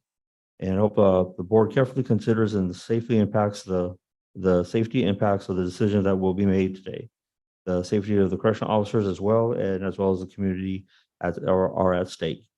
And thank you for your time. That's all good day. Your comments. Anyone else?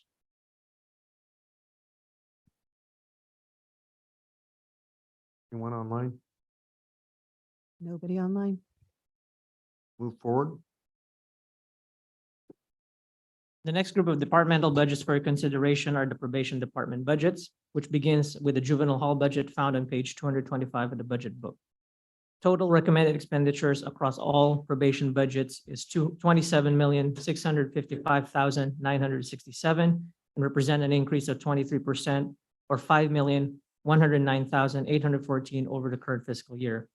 Due to budgetary limitations, the probation department will have to unfund approximately 2 vacancies as they occur through attrition over the next fiscal year in order to stay within the CAO recommended budget targets. Chris Schulder, Chief Probation Officer, is available for any budget.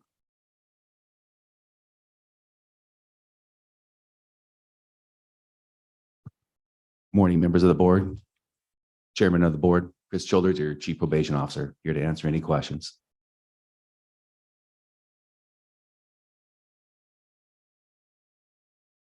Questions for Chief? Okay, Thank you. thank you. Any public comment on this particular item?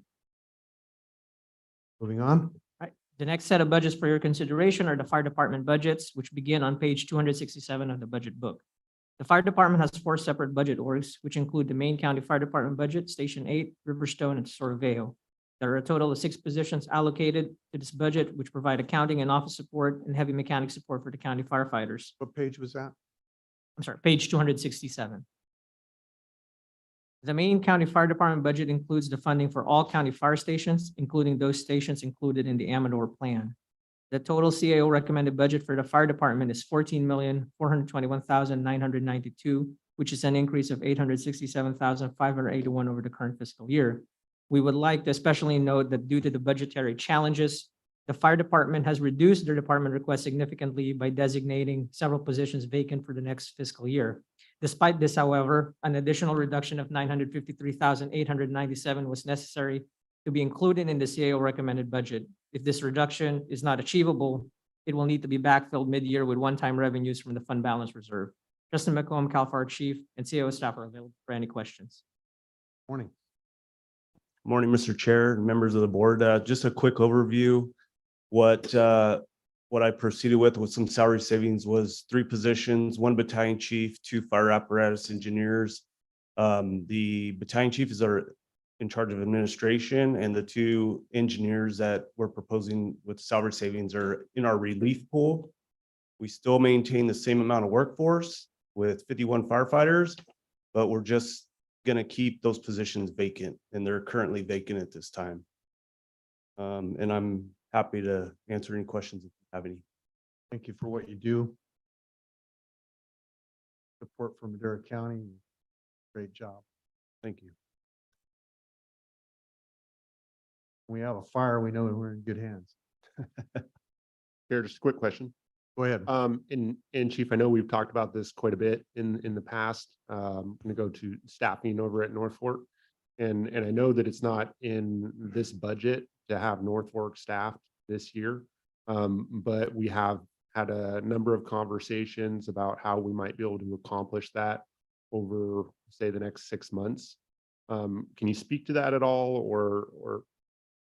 Yeah, so there's a lot of public interest in staffing Station 11 in North Fork due to the amount of fire activity, the major fires that we've had around that community. If you look at the Fork Fire, the Corinne Lake Fire, the Willow, like you can go on and on for, it seems like every year the residents up there are under siege. The tribe has got the grant to expand the station. It will have a full living quarters, full kitchen for the fire crews.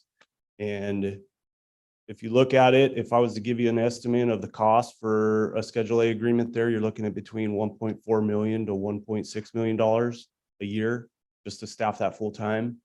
What we're proposing on the state side is we've came up with an issue paper. We feel like it would make a lot of sense to move one of our CAL FIRE state engines from Rancheria, which is the fire station down the street from North Fork, relocate it to Station 11 once it's completed with the construction.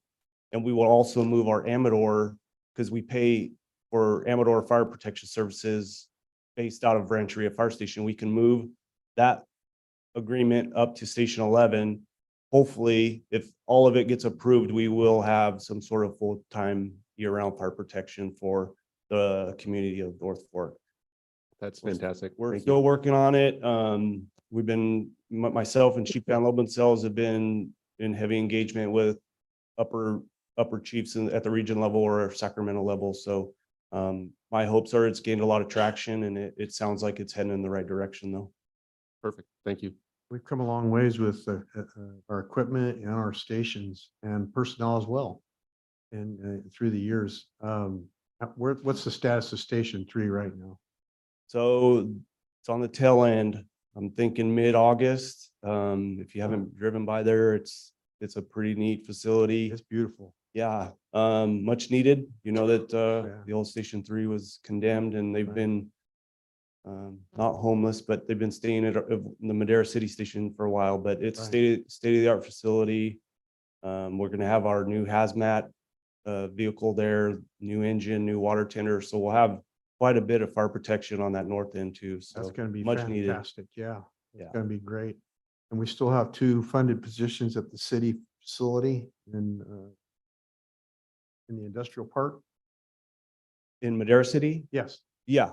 Yep. They are cohabitating there with the Right. city. So yeah, it's been like that for 4 years now, I believe. Right. Yeah, we're coming down to the wire though. Yeah, good. Looking like August. Great. Well, thank you. Appreciate that update. Any questions for the chief? Chair, I think we may have some public comment on this item. Just Yeah, FYI. we'll get to that. Okay, thank you. Gonna finish out with the board. Hearing none, public comment on this item.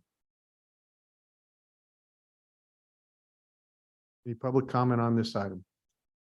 See somebody coming now. Anyone online? Okay. Go ahead. Nobody online. Good morning, members of the board. Gary Gilbert, retired fire chief.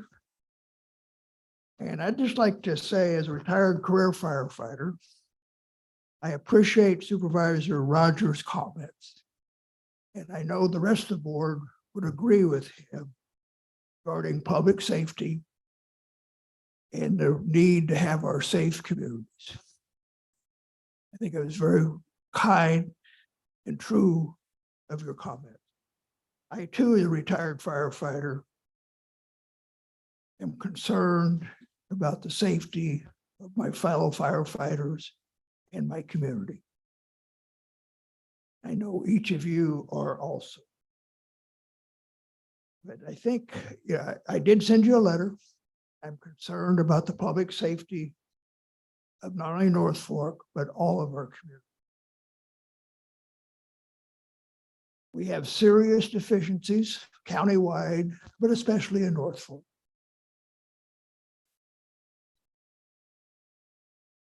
We're at a critical point. We need to explore every option how to improve our fire protection countywide and specifically North Fork. Your fire chief has given you some pretty good options. I would support some of those. But the one option that, and it's no fault of the fire chief or the board, but that engine that would be relocated is somewhat guaranteed during the winter time. During the summertime, that's a statewide resource. And this afternoon, it could be in San Diego. There's no guarantee that engine is there year round. Wintertime, you're paying for it, you get it. Summertime, statewide resource, just like the rest of all CDF equipment.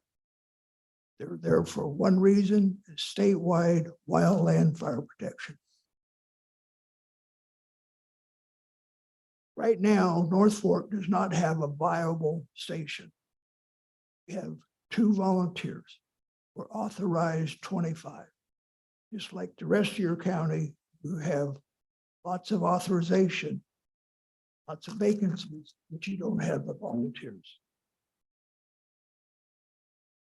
Station 11, when it is completed, will have a brand new fire station. It's going to look very good with a flag flying. Nice sign out in front says fire station. But it's not a real fire station. There's nobody home. It's vacant, just like other stations in your county. We need guaranteed staffing that says they are available to respond to our citizens and our visitors 24/7. Medical aids, heart attacks, vehicle accidents, and fires. I think we need to all be focused on the emergency services for our community. As stated by your board in your strategic plan, public safety is your #1 priority.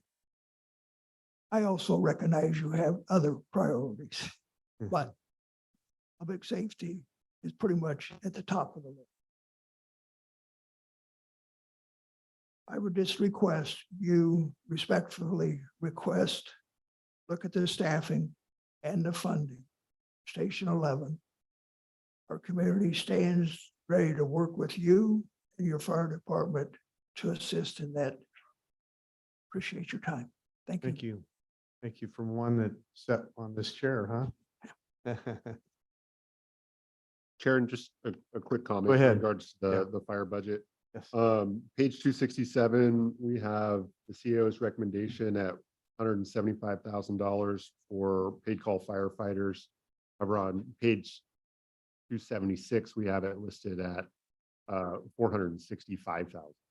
I'm assuming that we're actually going with that 175 number, which is close to our 21-22 actuals.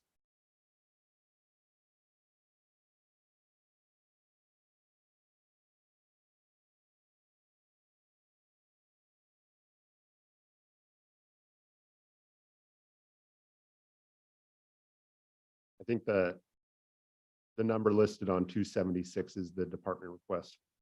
Right. Yes, I'm just catching up. Yes, the department request is 465. The CEO recommended is more in line with the actuals, though it's a little bit higher, accounting for some growth. Okay, thank you.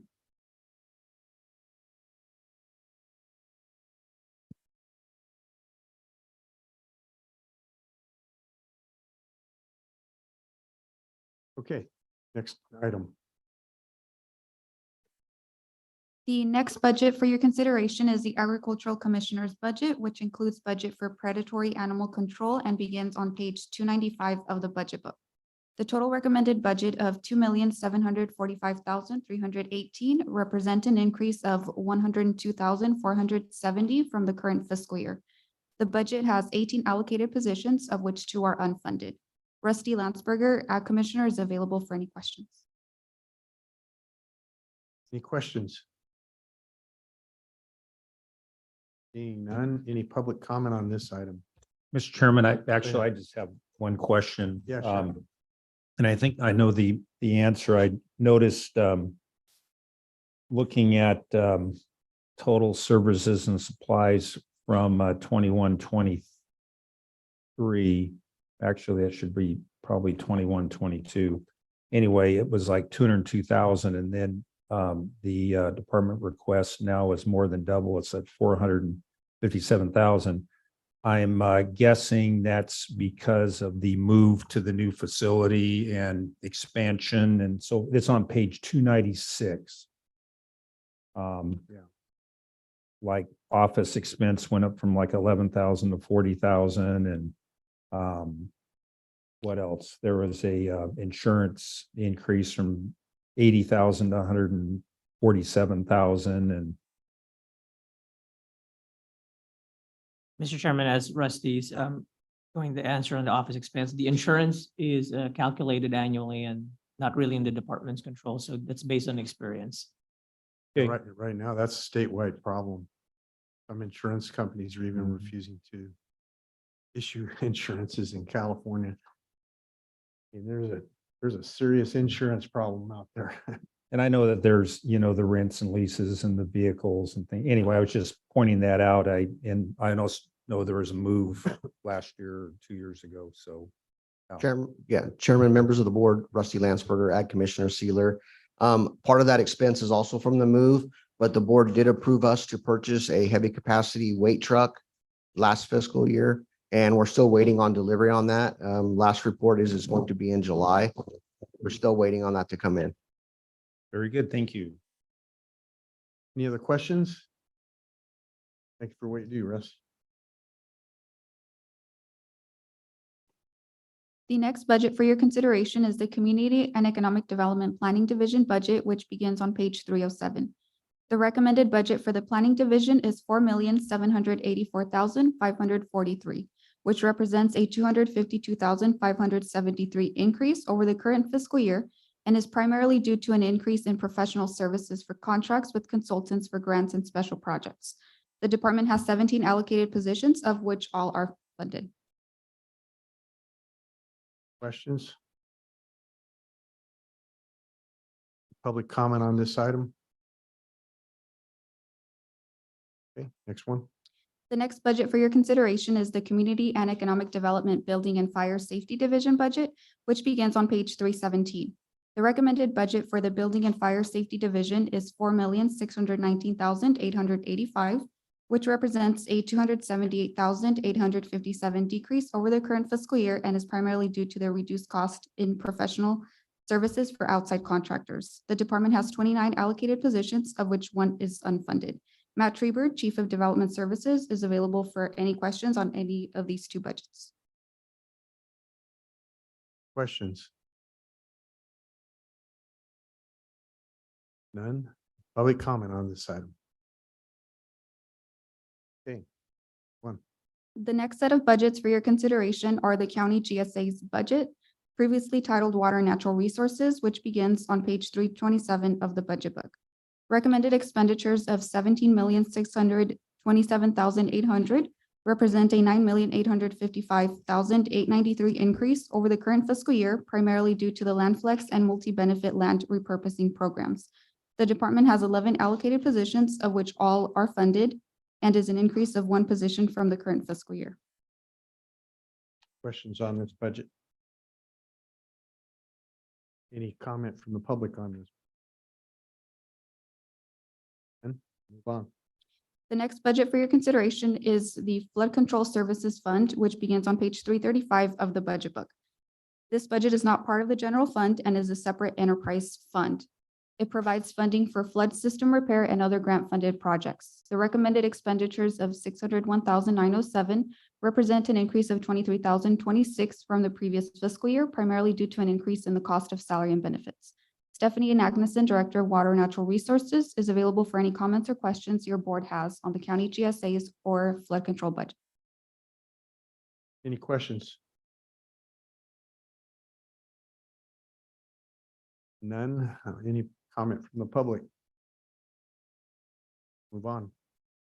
The next budget for your consideration is the Local Agency Formation Commission budget, which begins on page 341 of the budget book. Recommended expenditures of $39,480 represent a $25,613 decrease over the current fiscal year. This decrease is attributed to anticipated carryover funds from the current fiscal year. We are available for any questions. Questions on this budget? Any public comment? Next. The next budget for your consideration is the Animal Services budget, which begins on page 343 of the budget book. Recommended expenditures of $1,902,563 represent a $50,888 increase over the current fiscal year. This budget has 20 allocated positions, the same as the current fiscal year. Cindy Avila, Animal Services Director, is available for any questions. Any questions on this budget? Any public comment on the item? And we'll move on. The next budget for your consideration is the Fish and Game Fines budget, which begins on page 351 of the budget book.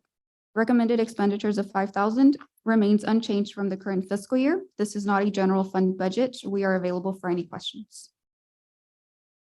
Questions on this item? Any public comment?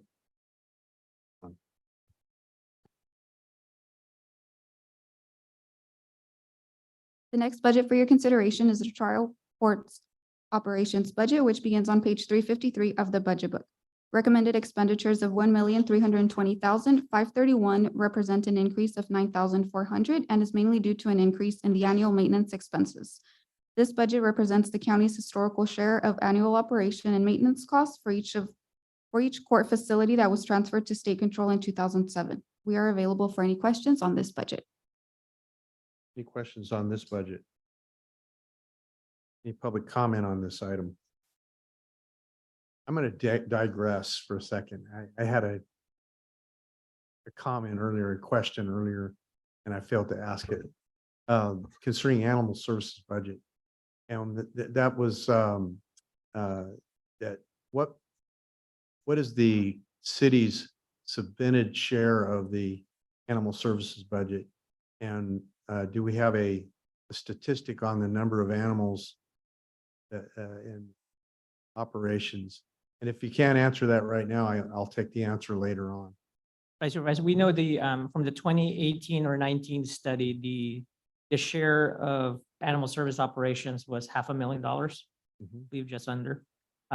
We could extrapolate what it would mean, inflation considered, and we'll defer to the animal services.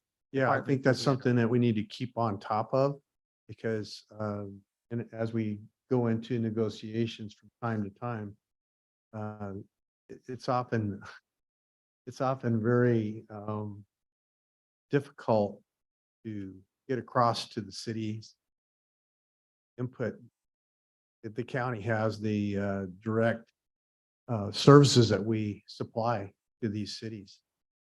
Really important that we keep on top of that. Anyway, thank you. Next item. The next budget for your consideration is the grand jury budget, which begins on page 357 of the budget book. Recommended expenditures of 82,730 represent an increase of 2,660 from the current fiscal year. We are available for any questions on this budget. Any questions? Any public comment on this item? Moving on. Chair, Go ahead. I hate to breathe life into something like this, but I think there was some public comments made in fairly recently that the grand jury doesn't have proper computer equipment to do their business. Are we able to is anybody able to speak to that or?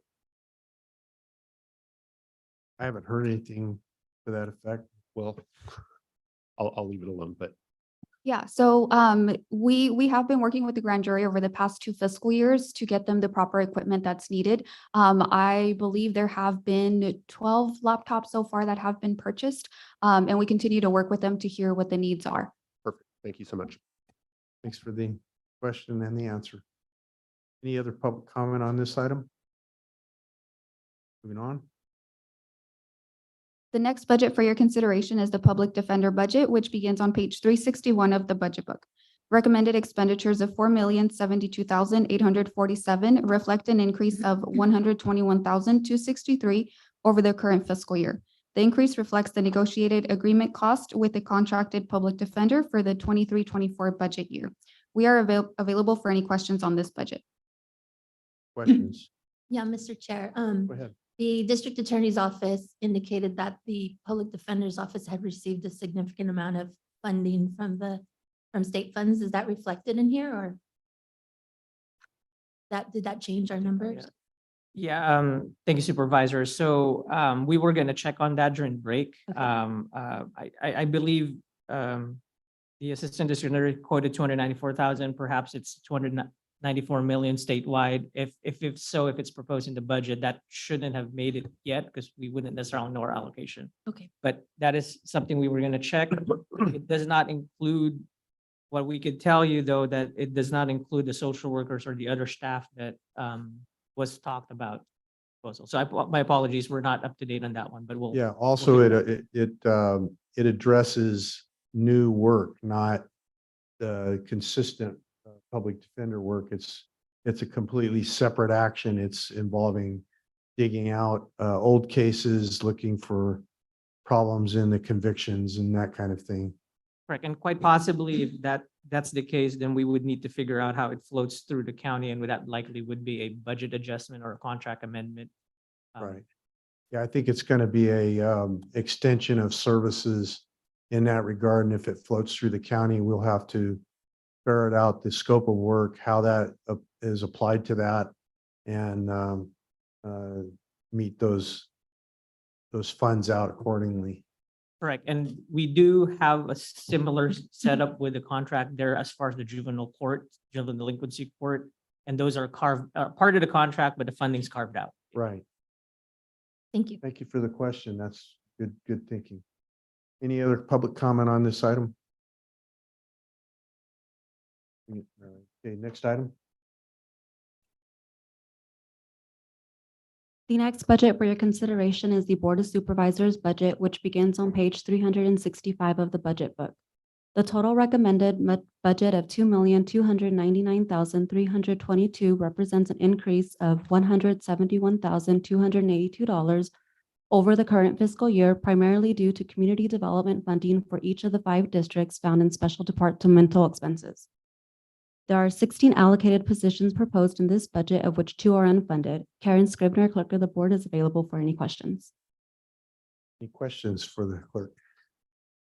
Yes, Mr. Chairman, looking at this particular budget and looking at the special departmental expenses, I know that we spent, the actuals are $993 back in 21-22.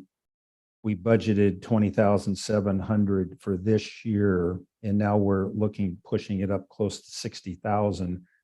I'm not sure how much we have spent in this category this year, but to me, the optics are terrible. We're the Board of Supervisors, and we're asking departments and our entire county organization to look at reduction in costs and budgets and so forth. And we're increasing something that we spent the last time we had actual results, $993 up to 60,000. So I would recommend that we ratchet it back to last year's 20,700. That would, again, to me, we need to lead by example. And unless there's some compelling argument or something that I'm not aware of, that would be my recommendation. Thank you. Any comment on that, or? I'll provide some comment, Supervisor Poitras.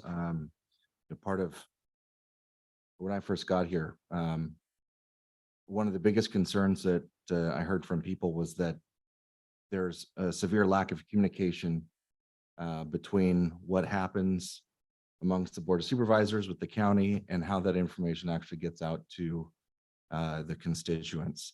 And so although I certainly understand, tightening of the belt when those things happen, I think it's also vitally important that our constituents know what is going on.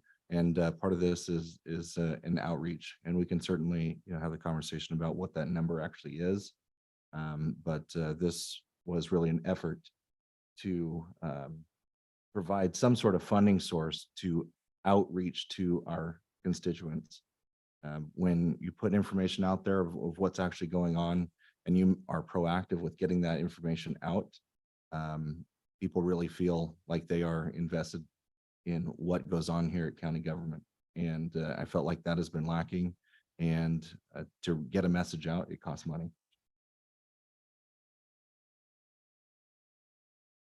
Go ahead. Thank you. So what I'd recommend is that we develop a policy in terms of what that looks like. We do have a public information team that has been tasked with getting that information out. So perhaps, there needs to be some changes there and some reevaluation where we can be more proactive. I agree. I think that we need to, be as transparent, get that information out there as prudent as possible and as clear as possible and as often as possible. And so, I'd like to kind of revisit this thing and kind of take a look at an overall policy plan that we can move forward on and again, lead by example in terms of the budgeting. Thank you. Yeah, I noticed that publications and legal notices has gone up quite a bit too. Is there some impetus for that? Joel, do you want to discuss any possible posting that we may have to do due to the hospital? Yeah, I believe that was set aside just in case we would, if you recall, Board, during the early stages of the hospital closure, there was some possibilities of pursuing a healthcare district. I believe those funds were put in there for that. And given the unsettled nature of how the hospital situation is going to turn out, we thought it was best to leave it there. Yeah, Okay. And those could always be recovered later on if that is we correct. didn't use them. That's austere. Very good. Next one. The next budget for your consideration is the Administrative Management Budget, which begins on page 373 of the budget book. The total recommended budget of $1,193,605 represents an increase of $62,516 over the current fiscal year, which reflects actual salary and benefit costs based on current rates. There are 11 allocated positions proposed, of which 4 are unfunded. CAO Varney and staff are available for any questions. Any questions? Any public comment on this item? Next item. The next budget for your consideration is the Public Works Projects Revolving Fund, which begins on page 379 of the budget book. There are no appropriations for this budget for the 2023-24 fiscal year due to current budget restraints. This budget has no allocated positions. Staff from the admin office and/or Public Works Department are available for any questions.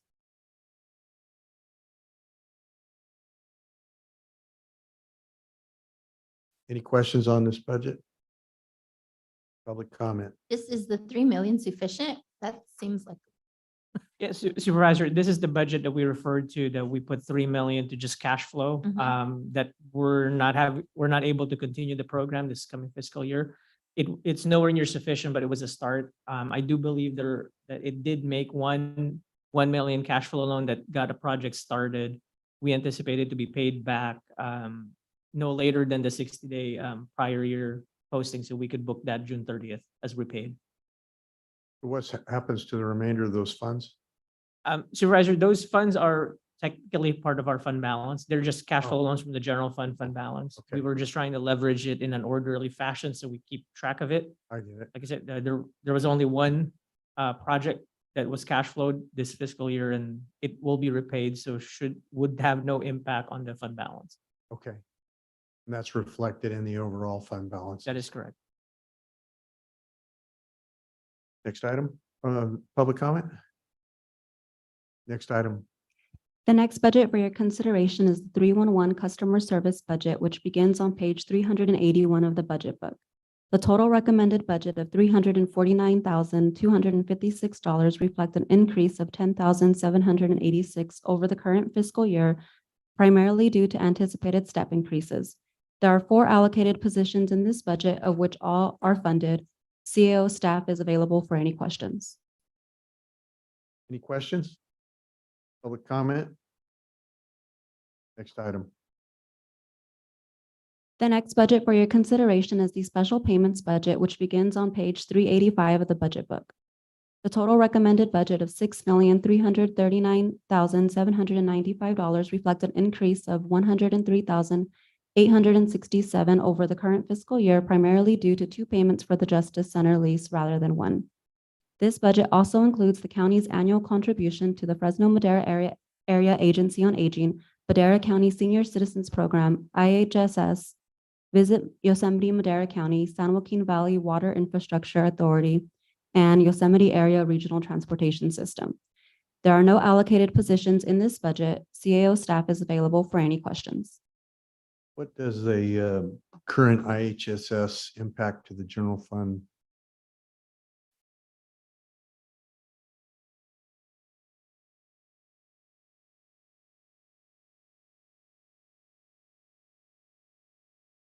$23,742. Mr. Chairman, I believe majority of those county shares are being paid for DSS realignment. So perhaps as DSS comes up, they can clarify. I think this is just the. So it reimburses the general fund through A87? Or they put up the match, basically. It doesn't need to be reimbursed through 87. So when expenses are reported, the department gets state and federal money, and whatever is not covered, they cover it with realignment. I believe this is just a small portion of the match. This is not the total match. Right. Okay, that's what I was wondering. Thank you. Any other comment on this item? Yeah, Chair, just ahead. one real quick in regards to the County Senior Citizens Program. First off, Jessica, thank you for working with our new vendor on that in regards to getting that program restarted. I think it's been kind of dormant since COVID hit. But I just wanted to reflect that there is that change there, that CAPMC is no longer, I think, running that program. We have a new new vendor in there. Thank you. Any other questions on that item? Any public comment? Next item.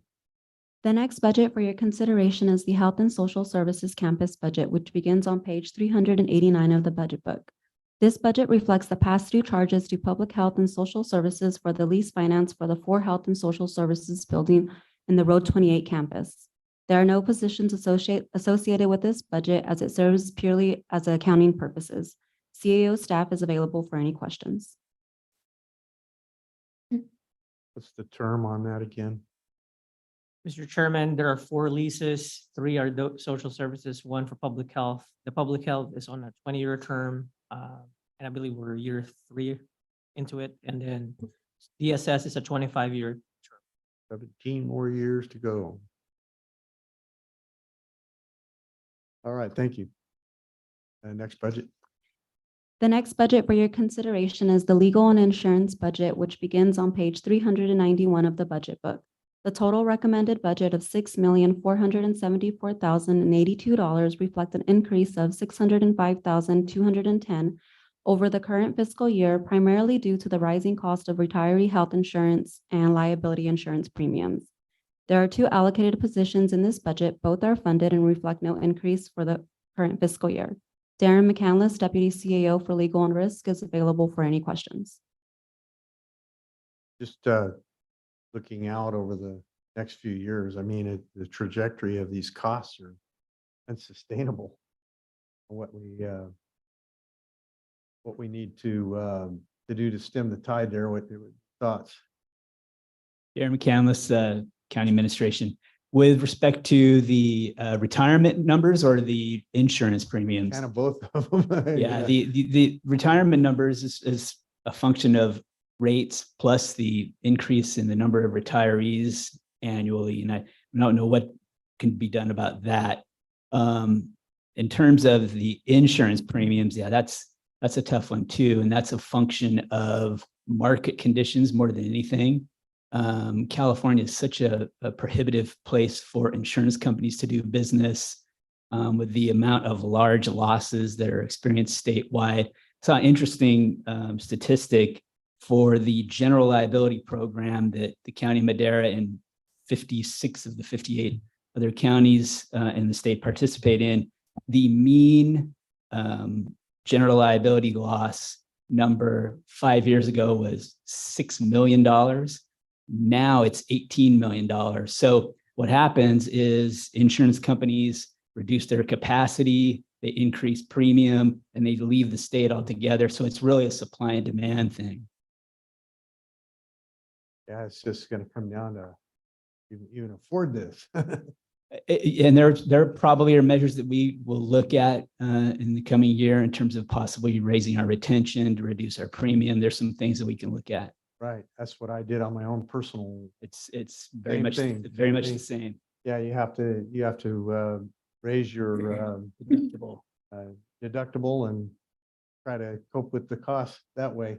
Correct. Yeah. So thank you. Yeah. And Darren, real quick, are we required to keep contingencies on hand for these self-insured plans? I think it's listed in our special revenues budgets for the liability insurance, the dental, and right. We employ actuarial studies primarily for general liability and workers' comp, and we're required to maintain a level to pay future claims. So yes, we do have to maintain a contingency. Okay. And are we meeting those levels currently? We are able to maintain at the recommended 80% confidence level. Okay, thank you. I know some programs provide a reduction in rate for some training, management personnel and that kind of thing.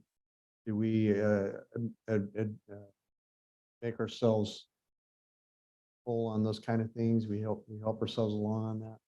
Yeah, we don't receive any direct reduction in rates for those sort of programs, although everything is based on experience, claims experience. So that kind of proactive approach does pay off in our reduced losses and in turn reduced premium. Right. I think some of the programs I've attended with the county council's office, things are very worthwhile.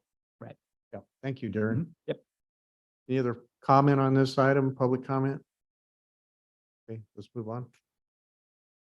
The next budget for your consideration is the county council budget, which begins on page 399 of the budget book. Total recommended budget of $1,950,000 reflects an increase of $170,000 from the current fiscal year, primarily due to an increase in the contract for county council function. Staff is available for any questions. Any questions for county council? Any public comment on this item? We will move on. Thank you. The next budget for your consideration is the Human Resources budget, which begins on page 403 of the budget book. Total recommended budget of $2,596,640 reflects an increase of $39,429 over the current fiscal year, primarily due to contract obligations for HR operations. There are 21 allocated positions in this budget, of which 3 are unfunded. Roman Noriega, Director of Human Resources, is available for any questions. Questions? Public comment. Next item. The next budget for your consideration is the Public Information Team budget, which begins on page 411 of the budget book. Recommended expenditures of $10,000 reflect no increase from the current fiscal year. These expenditures are used to help supplement expenses for the Public Information Team. CAO staff is available for any questions. I just have a comment. Going back to Supervisor Poitras and Supervisor Wamhoff's comments about the board budget and the outreach. And do you think that maybe it would be once a policy is crafted and a number is attained, that could go into the public information budget so that there's some parameters and whatnot? I don't know, just maybe if it's better served in that budget. I think that is, if that's your board's direction, we'll put it into. Yeah, I agree. I think it would be great having something that, again, that policy that serves everybody and the different perspectives and so forth. That way we're not overlapping and there's this group and this budget and so forth. Something consolidated, I think would work well. Thank you. Believer in consolidation where you can. Absolutely. Okay. Any other questions or comments on this item? Next budget. The next set of budgets for your consideration are the General Services budget, which begin on page 415 of the budget book. Total recommended budget of $4,131,850 reflects an increase of $170,824, primarily due to anticipated annual step increases and general liability increases. There are a total of 30 allocated positions across all of its budget orgs, of which 6 are unfunded. Anthony Loza, Division Director of General Services, is available for any questions. Any questions? Again, I just have a comment, and this is a conversation that I had with Joel about the about the growth as the other departments grow. Some of these, IT, general services, some of these other departments are impacted, and general services has not seen that significant increase. I think it's worth noting, and again, to try to do whatever we can to assist, because that's a huge workload for the amount of growth that has happened along the years. Yeah, that's true. Thank you for holding the line on that. You guys are doing a great job over there, General Services. Appreciate it very much. Any other comments or questions? Public comment? Next item. The next budget for your consideration is the Utilities budget, which begins on page 435 of the budget book. Recommended expenditures of $1,039,824 reflect an increase of $33,019 over the current fiscal year. Admin staff is available for any questions. Any questions? Public comment? Item. The next budget for your consideration is the Auditor Controller budget, which begins on page 437 of the budget book. Total recommended budget of $3,015,454 reflects an increase of $184,978 over the current fiscal year, primarily due to the cost of recommended staff to meet the needs of all functions of the auditor's office. This department has 25 allocated positions, of which 2 are unfunded. Elizabeth Cruz, Assistant Auditor Controller, is available for any questions. Any questions? Any public comment? Next item. The next budgets for your consideration are the assessor's budgets, which begin on page 445 of the budget book. There are 2 budget orgs for assessors, the assessor's main budget and the GIS layer redraw. Total recommended budget for the assessor's main budget of $2,869,258 reflects an increase of $71,157, primarily based on projected costs of anticipated step increases. And we There- have, yeah, go ahead. Sorry. I'm sorry, I interrupted. There are 24 funded positions in this budget, which reflect no increase over the current fiscal year. The total recommended budget for the assessor's GIS layer redraw budget of $105,000 reflect a decrease of $229,000, primarily due to a reduction intra-fund transfer and professional services. Brett Frazier, County Assessor, is available for any questions. Have our great assessor here, Brett Frazier. Yes, and we have, one of the items that your board brought, took earlier was, in terms of the grant funds being used to, get Pro West on. It's not a long-term fix, but it will be able to save, not being able to have to bring on our new, GIS cadastral technician. So we're trying to do our part, and we recognize how tough this is for you this year. Thank you. You're doing a great job. And what do you see the future out there and as far as the revenues? It's gonna be increasing over the last year. Even though there was a little dip for a while when interest rates went up, as they've started to come back down, we are starting to see still some velocity in the market. There was a point in time where there was while the 218 was in place, it kind of stopped any transactions as far as anything in the white areas. But they're starting to pick up a little bit more there too, but the levels aren't quite as high as they once were. So there is an impact, but we're watching it and we'll see what comes of all of it. Great. Let us know if anything drastic occurs.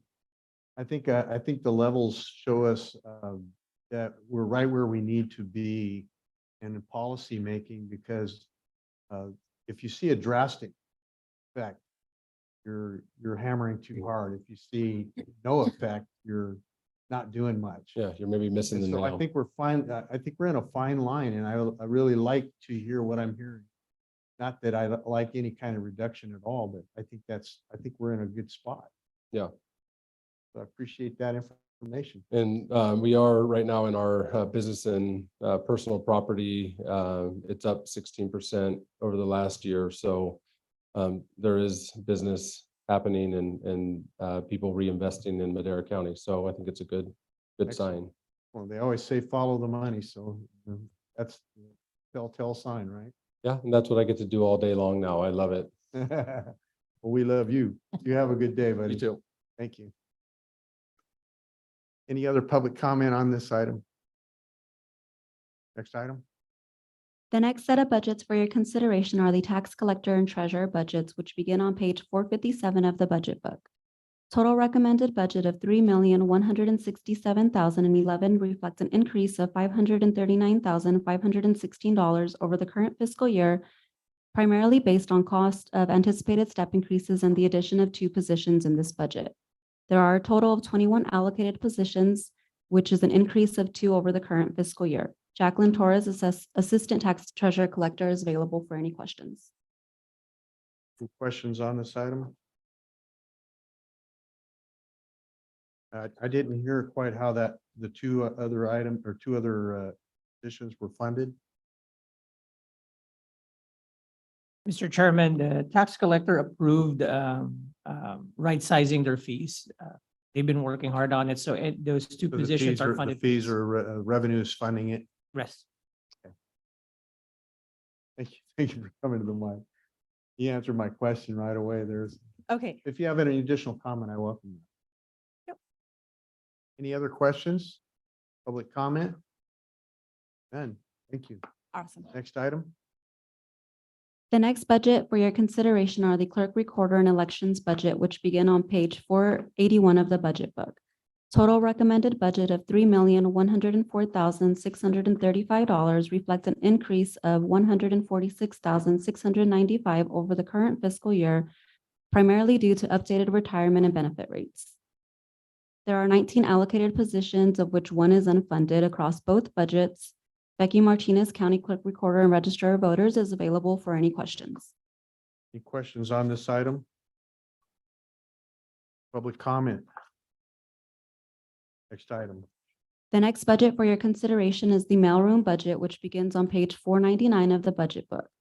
Total recommended budget of $455,875 reflects an increase of $43,362 from the current fiscal year due to cost of anticipated step increases and a 5% increase in postal rates. There are 4 allocated positions, of which 2 are unfunded.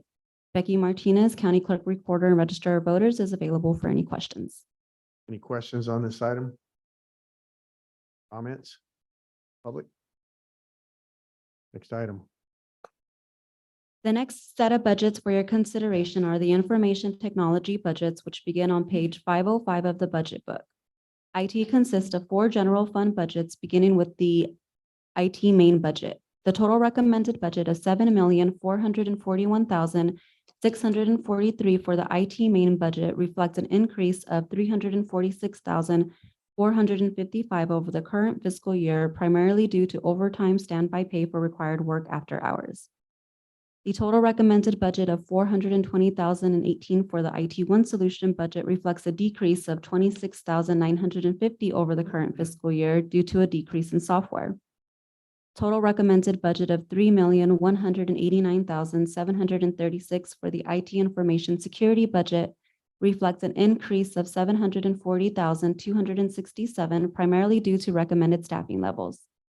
Total recommended budget of $917,746 for the IT VoIP phone system reflects a decrease of $10,468 over the current fiscal year. IT has 33 allocated positions across all of its budget orgs, of which are all funded, and reflects an increase of 4 new positions for this county fiscal year. Tanya Say, Chief Information Officer, is available for any questions. Questions? Go ahead, sir. Hi there. With these 4 new positions, can you describe exactly what they'll be doing? Yes, good morning, Tanya Say, Chief Information Officer. So the 4 new positions are all in the information security budget, and they are going to be funded and used for information security purposes. So I want to just kind of reflect a little bit, going back on what was said earlier today with the sheriff and the district attorney. What we would do with information security is we make sure that the networks, the sheriff brought up a very important point when he said that they need people that run their systems. We need people that monitor and watch the network and make sure that the network is up and running so that those systems can appropriately work. So the the 4 new positions for information security are going to be in addition to the 2 that we have now, with the increasing surface threat of cybersecurity right now, where we're hearing more and more and more attacks that are happening all the time. Those positions would be specifically focusing on information security. I do want to note that those are funded at a 90% level from submitted departments. So it's only about a 10% cost to the county for those positions. They'd be involved, if you want to know specific activities, they'd be involved in threat hunting. They would be involved in patch management. They would be involved in backup and support. And all of this is also to meet regulatory requirements and also to meet cyber liability requirements as well. Thank you. And going back to what the sheriff had said, as far as not wanting that position in IT, I know that a lot of other counties and municipalities, their IT will support the public safety aspect for MDTs. Can you elaborate? We do support the MDTs. Okay. We do support the MDTs. From what I was gathering from what the sheriff was saying earlier today, is they want a business analyst. They used to have an IT, information technology systems analyst, and they want a business analyst to run their specific business systems that, other than running on our network, we don't have anything to do with those systems. But we do support the MDTs, and we support their network. We support their storage costs and their storage requirements. We support and anything, and if anything's an on-premise system, then we support the server and the operating system and the but they support the actual assigning who has access to it, the governance over that system, anything that is specific to them, their information system is supported by the sheriff. And they do have a lot. Thank you. Yeah, I wanted to congratulate you on your success on being ahead of the curve on the threats that have aggressively pursued the county. I know when we initially increased the IT budget for security, we were just right ahead of one of the biggest major attacks that occurred even nationally. And I see a real increase in phishing and that kind of thing on my own email account. And some things have happened, and you guys always catch it. So I really, really appreciate what's happening there, because nothing could hamstring this county's ability to work or move forward, or like an attack, a cyber attack could, and especially this ransomware and things like that. So congratulations on being ahead of the curve. And I would always support your initiative, because I know you know things that I'm not hearing yet. And Well, I do want to first of all thank the board, because the board, when we brought a proposal forward in 2018, the board and county administration supported that proposal. And that really put the county in a really good position. But the threats surface, and the threats are always constantly changing. So what we're asking our staff to do is to solve problems that we don't even really know what they exist, how they're going to come out in the future. We don't even know what those problems are right now. And so, like these people that we hire, we're going to expect them to be able to solve problems that we don't know today what's going to be the main threat in 6 months from now. So I really want to thank your board. I also want to thank my two deputies for really stepping up and coming up with a plan that we can present to the board to move forward. The thing I can say about cybersecurity is it's really a team sport. It's really a system for the county to really truly be protected from which you can never fully protect yourself. Right. But for the system to work completely, it's really going to take an organizational culture change where security is built into every aspect of anything that we do. So as we bring new systems on, as we bring new devices on, as we bring new employees on, as we fund all that, we have to fund the infrastructure to be able to maintain those. And we also have to fund the bodies to be able to support those people and protect those people. So going back to those 4 positions right now, we have 2 people that are assigned for security. We have 1,524 county employees that we're supporting, plus all their devices, new networks that are, new facilities, and 2 people cannot do it. They've answered to the knocks at the door. People have been pounding at our door for the last several weeks. We've had an influx of ransom attacks going on all the time. Thank goodness, nothing's happened. But 2 people cannot protect the county. that'd be mind-boggling on my devices alone. It's like asking somebody, we're hiring you now. We don't know what the problem is, but we want you to solve it. That's it. And these people are inventive and creative in their minds. I love these IT people, because they've got all these kind of things figured out. I'm swimming in, I'm a math guy. I'm like, well, +1 is 2, and they've got to figure out a problem when there's no answer. And it's just crazy. And I know we're about to hit lunchtime, but I know that you have difficult decisions to make this afternoon. Yeah. And as you're making those decisions, I just want to bring up one example, and it's the May 3rd attack on Dallas, the city of Dallas.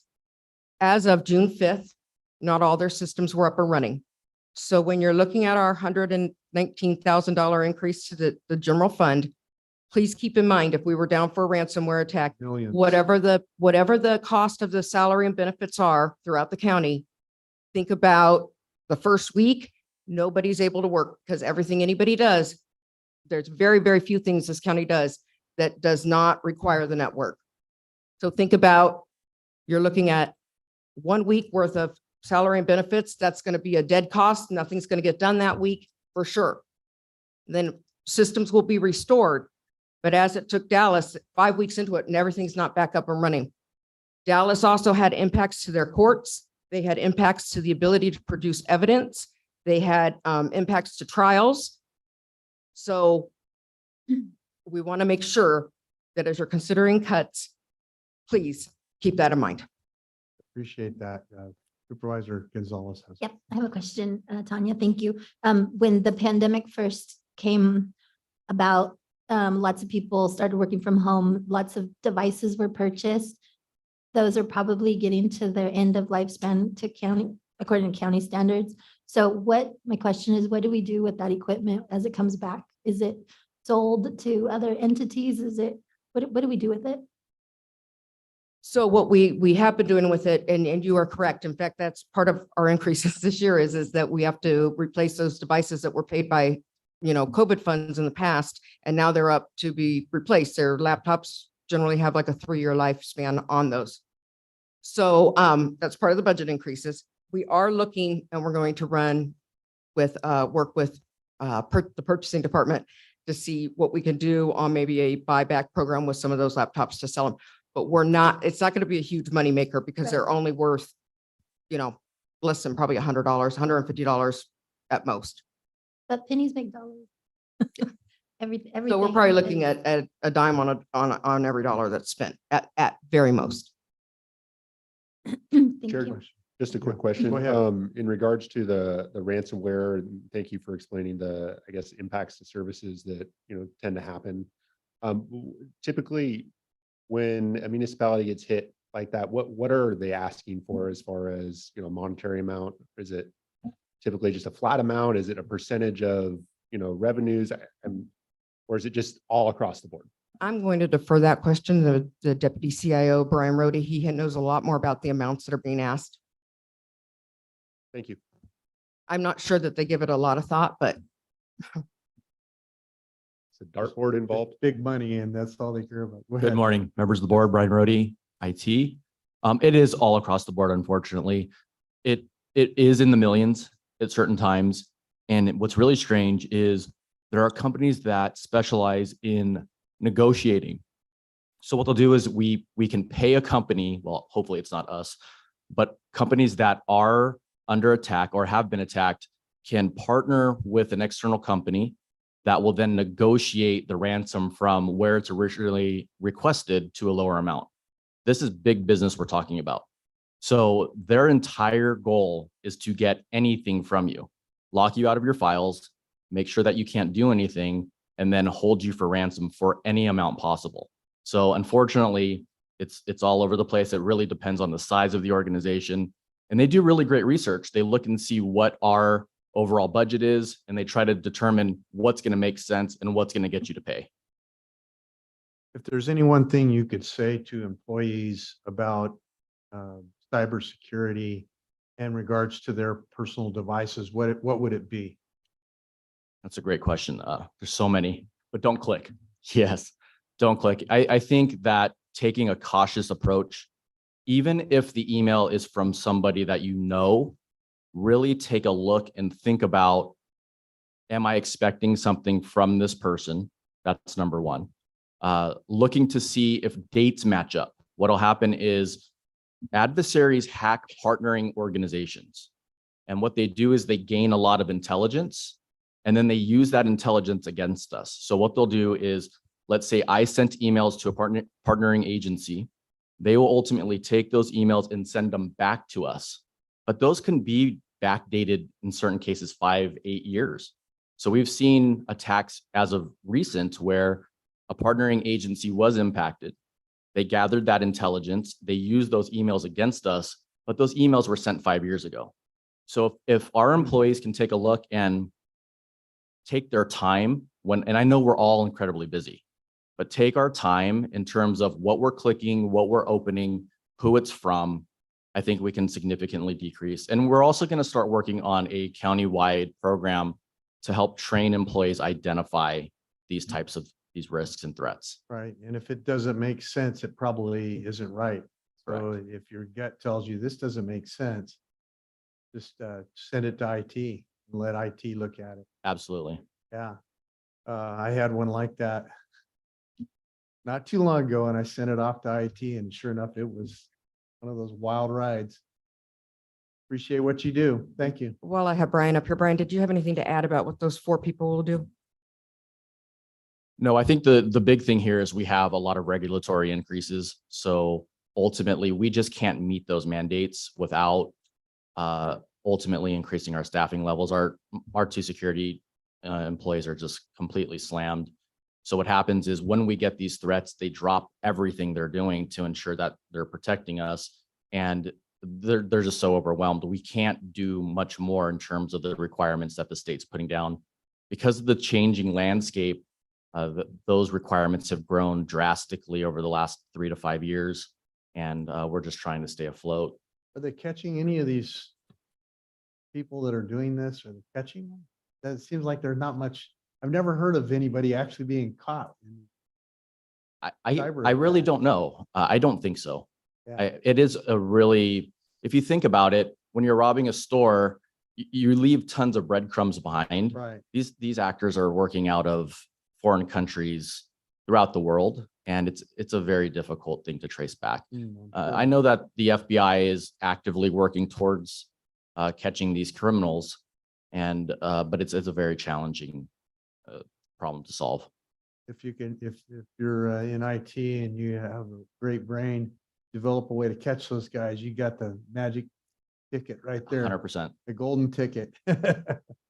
Thank you. There, just one more question. Yeah, go ahead. So assuming worst case scenario, we were, hit by ransomware and I hit the wrong button, whatever. Is that something where insurance would pick up losses, whether that's the ransom itself or, impacts due to services? So Darren went upstairs already, but it depends on how your insurance is set up and whether you meet the demands of that insurance. So in the case of San Bernardino County recently that paid $1.1 million, they were only half covered by insurance. That's the other reason why Tanya and the rest of her team are very aggressive in trying to anticipate what next year's standard is going to be so that there isn't some sort of rush when Darren gets it that, oh my gosh, we don't have, whatever the bell or whistle that's required now to fight this. We already have it on board. And I think that goes back to the board's been really proactive going back to 2018, 2019 about these kind of attacks. But that's just for the ransom itself. That doesn't include the impacts to services That's and correct, those yeah. losses. And okay, thank you. Good questions. Good comments. Thank you. Thank you. Any public comment? Thank you for your time. Thank you. Public comment, next item. The next set of budgets for your consideration are the Public Works budgets, which begin on page 547 of the budget book.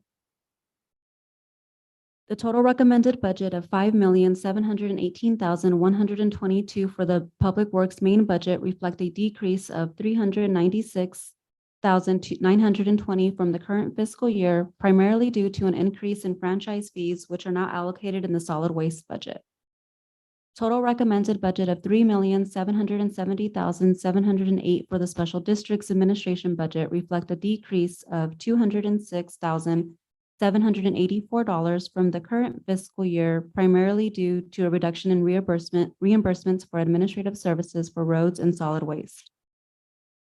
Total recommended budget of $35,601,006 for the roads and bridges budget reflect a decrease of $2,631,533 from the current fiscal year.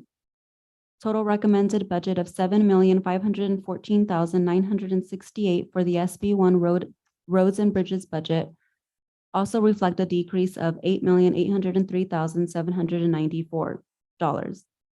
Total recommended budget of $8,398,179 for the road transit budget reflects an increase of $1,670,066 from the current fiscal year, primarily due to reimbursements for administrative services now being allocated within this budget. There are a total of 133 funded positions across all of its budget orgs. No additional positions are proposed. Andrea Saldate, Deputy Public Works Director, is available for any questions. Questions? Yes, Chair, just one question. Go ahead. In regards to our workers' compensation insurance on page 548, is that a typo or are we really, the cost has gone down significantly? Like, so. Andrew Saldati, Deputy Director of Public Works. For Public Works budget, I do believe that that's a typo. I believe I'm missing a 1 in front of there. That would make sense. Yeah. Okay, thank you. Thank you. Any other questions? Any public comment on this item? Mr. Chairman, to go clarify, I believe those are the actual rates for work. I mean, it goes ups and down on experience. So that's the actual rate? Yes, that's correct. There was a reduction experienced for Public Works That's a for huge reduction. 23, 24.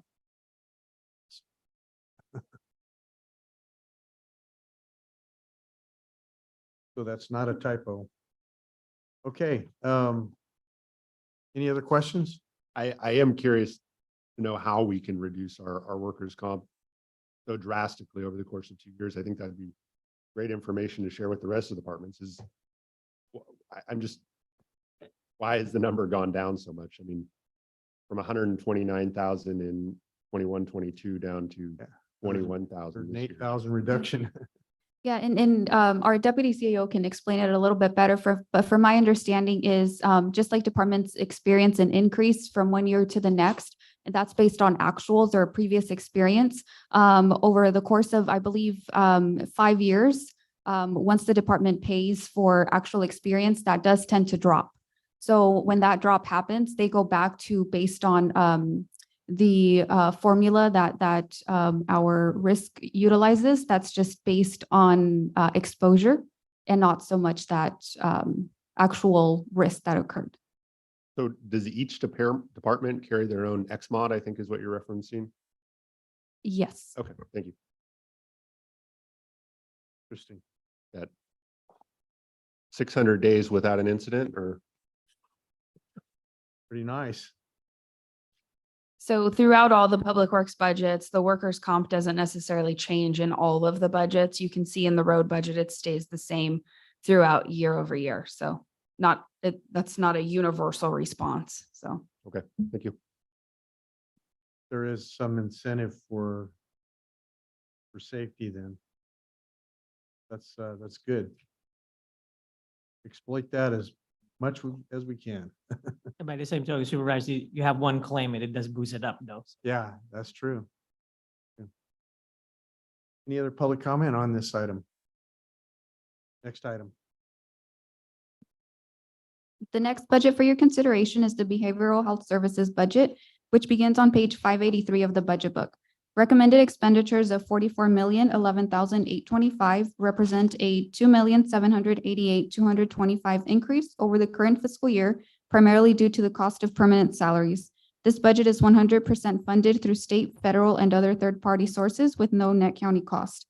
There are 215 allocated positions proposed in this budget, of which all are funded. Connie Moreno-Peraza, Director of Behavioral Health, is available for any questions. Are there any questions?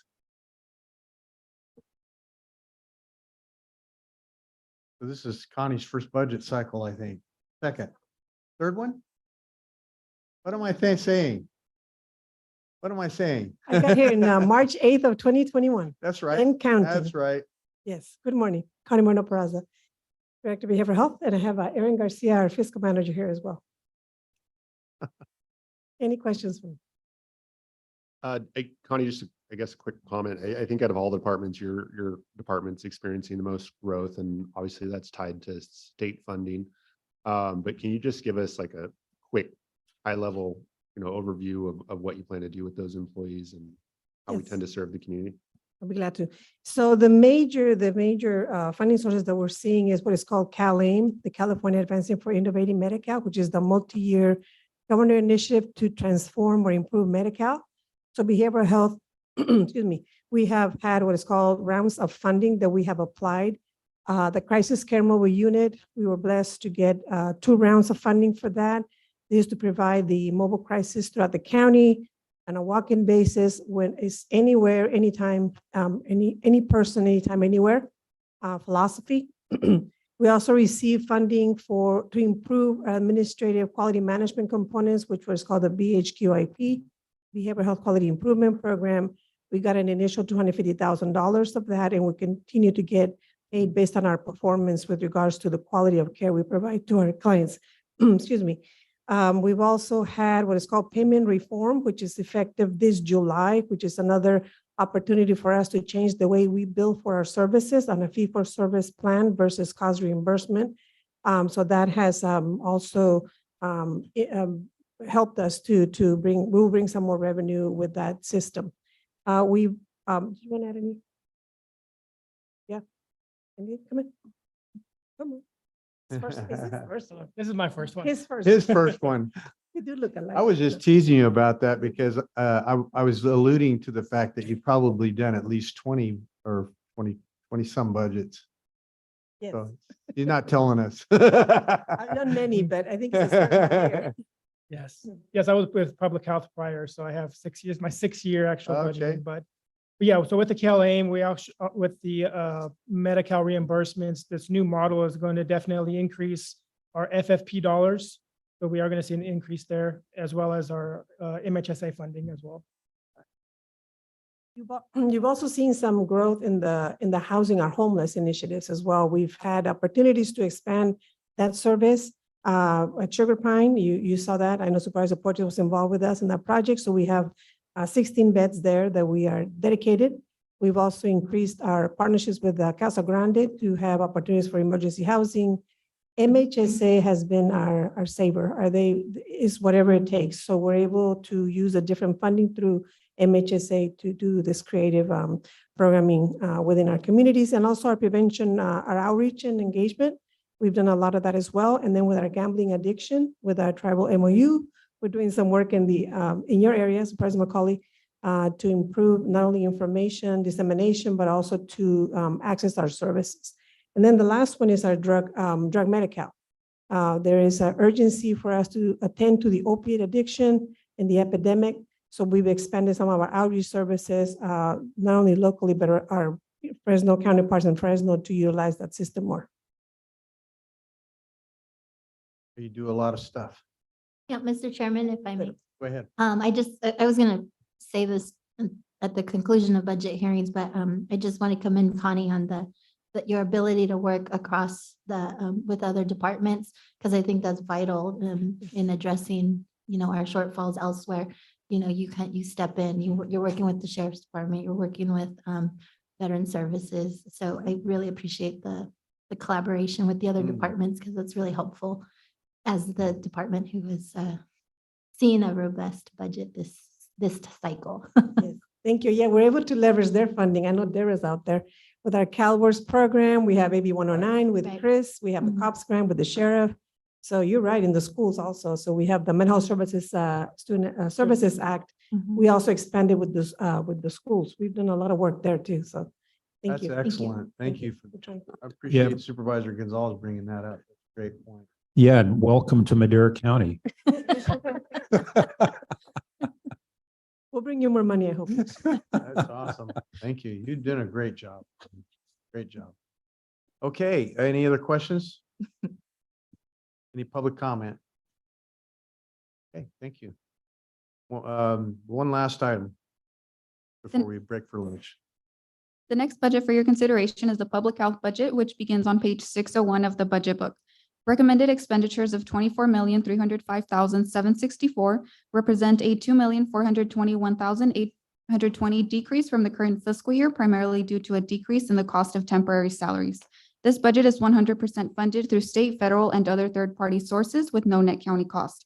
There are 148 allocated positions proposed in this budget, of which 8 are unfunded. Sarah Boss, Director of Public Health, is available for any questions, as well as Sean Kirkpatrick. Sarah, you've changed. And Stephanie Nathan.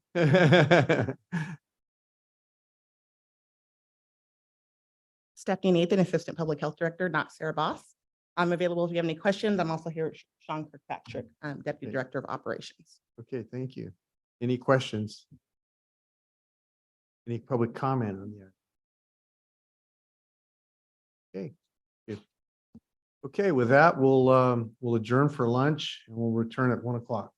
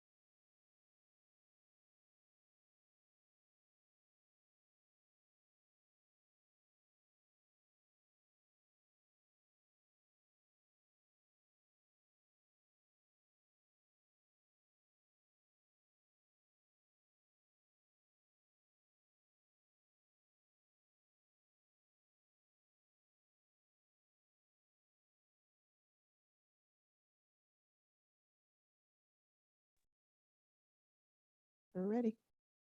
Okay, we're back from lunch and doing our budget presentation.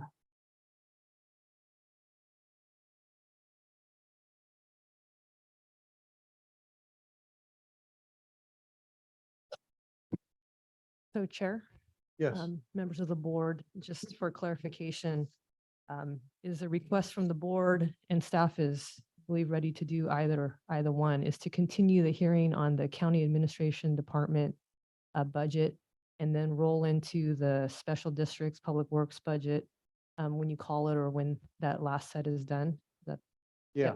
so stay on the 9 a.m. hearing and then 1 o'clock will be called once the rest of the budget is We can do worked that. through. Yep. Yeah, I think we're real close to being. We only have a handful. Okay, very good. Right, Mr. Chairman, the next budget for your consideration are the environmental health budgets, which begins on page 617 of the budget book. Recommended expenditures of $2,658,908 represent an increase of $50,244 over the current fiscal year. This budget is 100% funded through state, federal, and third-party sources with no net county costs. There are 18 allocated positions in this budget, of which one is unfunded. Matt Schreiber, Chief of Development Services, is available for any question. Any questions, public comment on this item?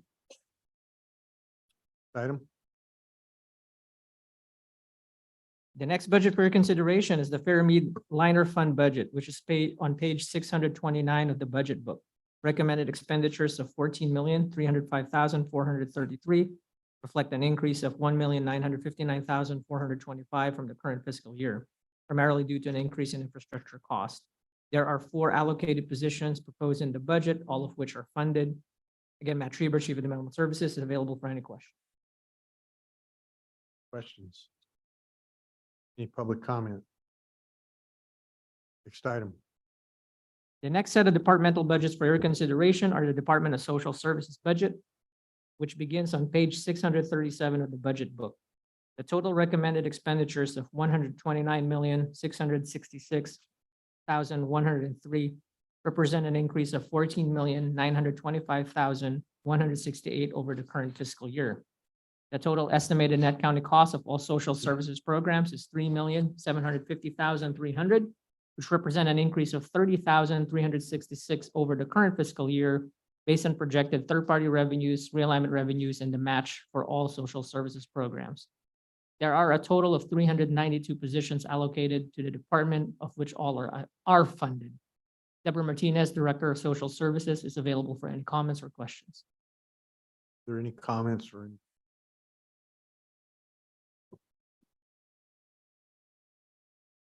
Public comment? Next budget.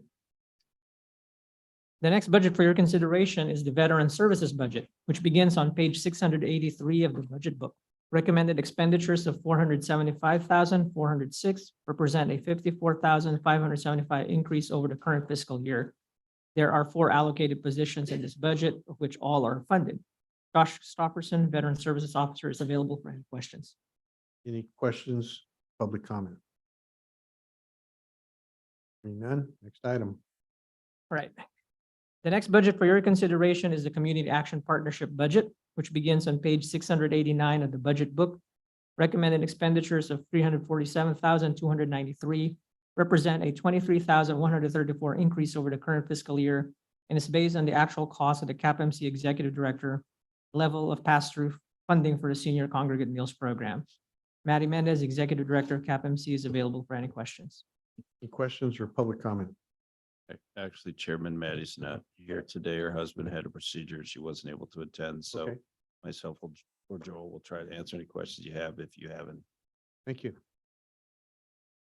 Chair, real quick, again, I Yeah. would just add that correct me if I'm wrong, but CAPMC is no longer running the senior congregate meal program.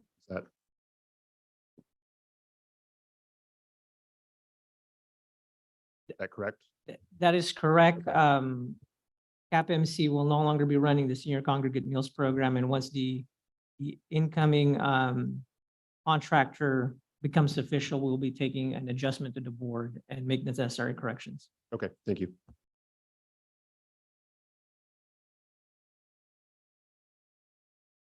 Okay, next item. The next budget for your consideration is the library services budget, which begins on page 699 of the budget book. Recommended expenditures of $2,358,244 represent a $26,470 increase over the current fiscal year. There are 24 allocated positions for this budget, of which all are funded. Mr. Riggs, Library Director, is available for any comments or questions. Questions or comments? I have just a couple comments here, if it's Go ahead. appropriate. Good afternoon, Chairman and members of the board. Thank you for this opportunity. I just want to note the Department of Justice states that the link between academic failure and violence and crime is welded directly to reading failure. Over 70% of inmates in American prisons cannot read above a fourth grade level. The National Assessment of Adult Literacy also reports that 2/3 of students who cannot read proficiently by the end of fourth grade will end up in jail or on welfare. So while as libraries, we're not fighting crime directly and we're not improving public safety directly, indirectly, we can have a huge value in preventing future crime by improving early literacy in our communities. So our team worked very hard. We started out with close to a $2.5 million budget, and we worked really hard to bring those numbers down to the levels recommended by our CAO and administration. And we were successful. I'm very proud of the team. Reducing our budget any further would likely result in reductions to our operations and even possibly staff. And we don't want to see that happen. All of our positions are fully filled. We're fully staffed. And we've also worked hard to bring in a lot of grant funds to supplement our budget. The trade-off with that is then that those grant projects also require staffing to implement and oversee. So that's all that I have, but I'm happy to answer any questions that you have. You definitely have done a job on bringing those grants in. That's every time I turn around twice, there's a library grant on the agenda, and you're to be commended for your hard work. Thank you. It's a great team. Okay, thank you. Anyone else? Any comments? Okay, thank you. Next item. The next budget for your consideration is the cooperative extension budget, which begins on page 705 of the budget book. Recommended expenditures of $111,184 is an increase of $10,289 from the current fiscal year. We, as well as Karmjot Rondawa, I think she may be online, Fresno Madera Cooperative Extension Director, are available for any questions. Any questions or comments? Hearing none, next item. The next budget for your consideration is the fleet services budget, which begins on page 713 of the budget book. Recommended expenditures of $4,433,439 represent a $3,330,077 increase over the current fiscal year, primarily due to the reduction of costs for fixed assets for the fiscal year. Expenditures in this budget are offset primarily by mileage charges to user departments, as well as vehicle maintenance charges to subvented departments. There are 8 positions allocated to this budget, of which 2 are unfunded. Anthony Loza, Division Director of General Services, as well as Michael Motz, Sheriff's Civil Unit Manager, are available for any questions. Any questions for you, gentlemen? Yeah, any public comment? Well done, Min. Thank you. Next item. The next budget for your consideration is the microwave radio services budget, which begins on page 721 of the budget book. Recommended expenditures of $1,171,850 represent a $721,969 increase over the current fiscal year based on the expense to fund the microwave equipment replacement project. This is not a general fund budget, and there are no positions included in this budget. Tanya Say, Chief Information Officer, is available for any questions. Any questions or public comment? Seeing none. Item.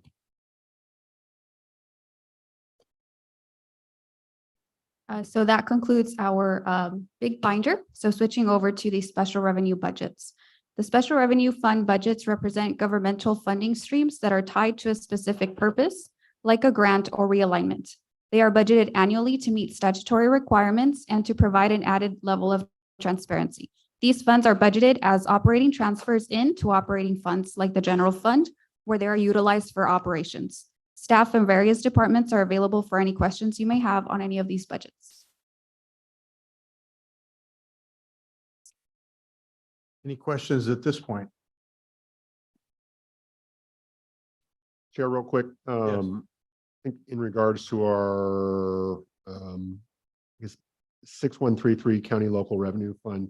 I think what we're looking there is our realignment funding, where we do have, quite a bit wrapped up in contingencies. Can any of these monies be used, I guess, to help ease the glide path for some of what we're experiencing here as far as I guess recommendations on salary savings and those sorts of things, position cuts? Right, Supervisor, so I'm going to try to answer that question as best as I can. If the 6133 budget is under the leadership of the Chief Probation Officer, but it's also under the supervision of the CCP. So any expenditures on AB 109 needs to be approved by the CCP, and to the extent that activities of the county meets the mission of AB 109, that they are already funded by those dollars. So while there are significant funds and contingencies, we are hesitant to look at that as a long-term solution, as those what's been maximized to our knowledge has already been maximized. There might be a few here and there that the departments will look at. But of course, the CCP as a body has to approve that. That's including representation from, from the different stakeholders, including law enforcement from the cities. Okay. And then I think specifically in regards to, I guess, the LATC fund, that I think we've talked about this before. Does this include both installments that we're supposed to receive on this funding, or is this, I'm just having a trouble understanding this, I guess. Yeah, so what's reflected in the current budget is just the first installment. We have not received the second installment. But between the two installments, it's approximately $4 million that would be available from the local agency and tribal consistency fund. Okay, thank you. So if I read this right, that the capital retained at the end of all this would be the fund balance, right? The capital retention. Supervisor, the special revenue funds, they're outside of the general fund, so I'm not, I'm sorry. I'm probably confusing you. Let me think about that a little bit.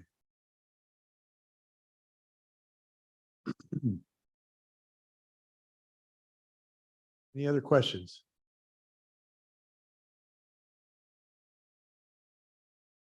Do you want our comments on the overall budget, or are we going to go straight into the special districts or? I think we should complete probably the special districts, and then is that on a separate agendized item?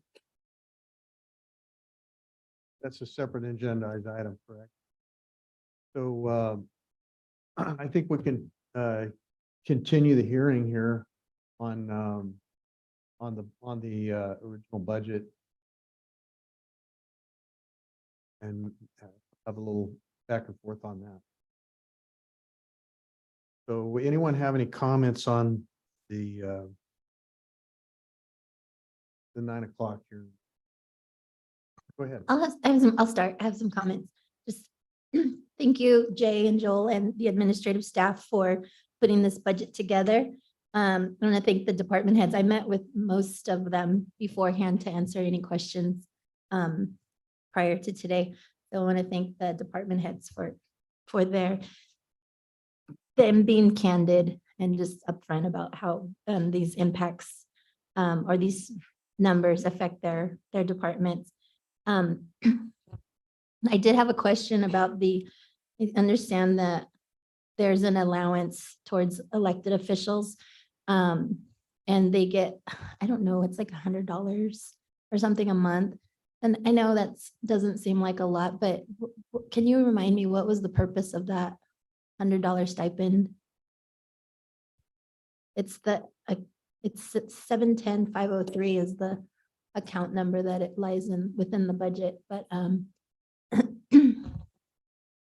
I I don't remember why they received that $100 stipend. I think that was adopted over 10 years ago to defray some of the expenses of the countywide electeds, as I remember it. More of a hand-me-down explanation from Sheriff Anderson. But This seems like, because we adjusted salaries for the elected officials. So I think it's something we could sweep, or we should look at. I know it doesn't amount to a whole lot, but if, you know, if we're pinching pennies. I think Supervisor, you could probably direct the HR department to bring, because I guess if it's part of compensation, I think it needs to go through an HR process. Even with elected officials? I'm not sure. So I didn't want to Okay. misspeak that we can just take it out. Okay. And then regarding grants that we receive, this is some of the feedback that I got from some of the departments where we have to have a match. Do we have a policy in place, or how do we prioritize the grants with the matching numbers? Because I think that puts us over the top sometimes too. So is there a specific, or what's the practice? So as far as a specific policy, there isn't a specific policy that exists yet. We do bring individual grants and match requirements to the board to be discussed and seek direction on before either we apply or accept the funding. But as far as an overall parameter of we're going to be okay for a match on this or that, there is no current policy. Something we definitely need to look at. And then just overall, I think there's a lot of ways that we can look at, and we were on a path before years past of consolidating and even, I hate to say the word, but outsourcing some of these services. And I think that we need to re-engage in those conversations of where we can make efficiencies within some departments, whether it's consolidation of services or even if there's duplication somewhere that, well, yeah, obviously to consolidate. I like the county council model. I know it was very popular in the beginning, but we realized the savings and the and what comes with contracting out county council. So we can look at other, I'm not going to pinpoint any specific department, but if we can look at that, I think that would be helpful in addressing the overall deficit. And then I do like the idea of implementing a selective hiring freeze that goes through administration for any further positions in the future. I think that was it for now. Those are my comments. Excuse me. Well said. I think the selective hiring freeze, absolute, have to do that. I know that the CAO's office is best positioned to evaluate the need and implement that as best as possible. Mr. Chairman, I forgot to, my Yeah. biggest point was, I understand administration's numbers, where they're coming from. I, as the former sheriff at running the county as our CAO now, I don't think that he's leading us down a path to cut any form of public safety. Public safety is our priority. And we all understand that. I think there's a happy medium. I think that administration and the sheriff's department can work together to find that happy medium. And that would be my recommendation, to see where we can work together and continue to bring the budget forward. We need to monitor those dollars on a quarterly basis, at least to the public. I mean, I know administration, that's their daily, but to bring that forward. So I'd like to see them work something out. Those are my comments. Okay. Any other comments at this time? Anyone have any comments? Go ahead. Yeah, for me, it's about public safety and sheriff's department. Not saying that, our former sheriff, now CAO, is leading down a wrong path. Certainly not it, but when looking at the numbers and looking at the state of the situation now, I don't know if you guys have already talked in the meantime, but coming up with a solution in short order where we don't cut any services per se, as far as downgrading the number of deputies that we have or jail staff. So whatever that is, because if there is a cut in actual deputies on the street or deputies in the jail, I will not be in favor of that. Yeah, I have to echo that. I just can't, in my good conscience, I can't bring us to that level of service that potentially endangers somebody in the public. Bring myself to that level of thinking. And so I think, as Letty said, I think there's some compromises to be made.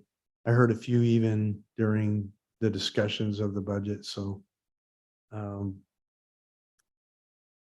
don't know where find that. I'm open to hearing that from anybody. Mr. Chairman. Yeah. If I may. Go ahead.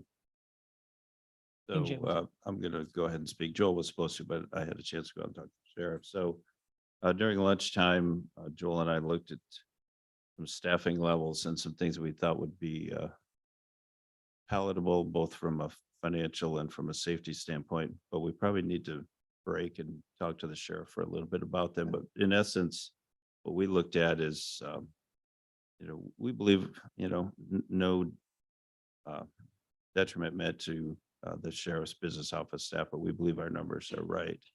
However, it's not really about the numbers, it's about staffing level.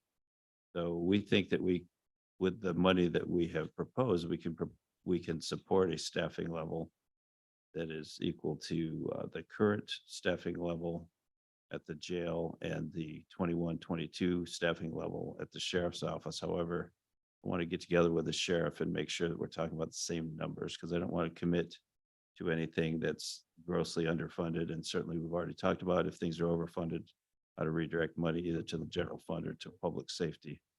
Part of that plan would be that we would come back to the board quarterly to let you know how things are going. There is really, so now I'm going to put on my 2009 city administrator hat. There's only one source of money right now that can support this, unless you spend all of the general fund balance, which I would strongly urge you not to do. But that funding source is only available for 2 years, this year and next year. So whatever we do, we need to set ourselves up for success in years 2 and 3, and not set ourselves up for a larger cliff to drive off in year 3. So at some point, if we can take a brief adjournment, and Joel and I can talk with the sheriff to make sure we're talking more apples to apples numbers. I think that the idea that Joel came up with at lunchtime would be pretty sufficient all the way around in terms of maintaining public safety. Any other comments? Yeah, Mr. Chairman, just like to thank Jay and my colleagues for their comments in regards to public safety. And I'd just like to definitely agree with Jay in terms of, or I think it was Jay not Joel, in terms of quarterly reporting, in terms of, where we are with the budget. And I also think that we need to make a very robust effort to communicate this to our citizens in Madera County in terms of where we are on the budget, to know, so that people are aware of the severity of providing county services. Public safety is definitely paramount. It's number one. We also have many other services that tie into that, and other departments that are very critical to our citizens here in Madera County. So I think that they need to be aware, to be part of the process, and to help be part of the solution. They elected us to be policymakers, and it's important for us to again, report back to them in terms of what's happening or what's not happening, how, basic inflation, things that affect them on a daily basis, whether it be their gas prices, their medical, food prices, whatever it is, also affect us here in the county. And we need to work together to find a solution to continue to fund critical operations. Okay, any other comments? Yeah, Chair, just a quick comment. Go ahead. Thanks, everybody, for your comments. I don't want to belabor it too much, but I think, what we're experiencing is a result of, society's expectations on our public safety officers, and that extends to the sheriff's office, corrections, probation, district attorney, fire. We're asking more and more and more and more, and we're not providing them with the resources they need to meet those expectations. So I think we as a county, as a society, need to do some soul searching on whether or not we want to pay for those expectations. So that's a conversation I look forward to having in the future. Thank you. I just want to make sure too that we're addressing, like there are situations that are not as obvious, like the medical costs for inmates, the various things like that. And I've always thought for years, are we using our subvented dollars to offset some of those costs as best we can? Or are we doing everything we can to make sure that that non-discretionary funds are subventing the general fund as best possible? Because public safety is strictly general fund, and when that takes a hit, it's the biggest hit, because it's our biggest portion of our budget, 73%, 74% of the budget. And we just really, at that point, we're going backwards. We've got to find a way to dim that loss somehow. And I don't know what it is. I've searched everywhere from Sunday. Still open to answers. I'm glad to hear there's some negotiating going on, some thinking, out of the box thinking. That's what needs to happen. And but let's make sure we're covering all those non-obvious bases that we can save money in the general fund by using subvented dollars in other places. That's possible. Anyway, with that, I think we'll take a 30-minute recess and come back.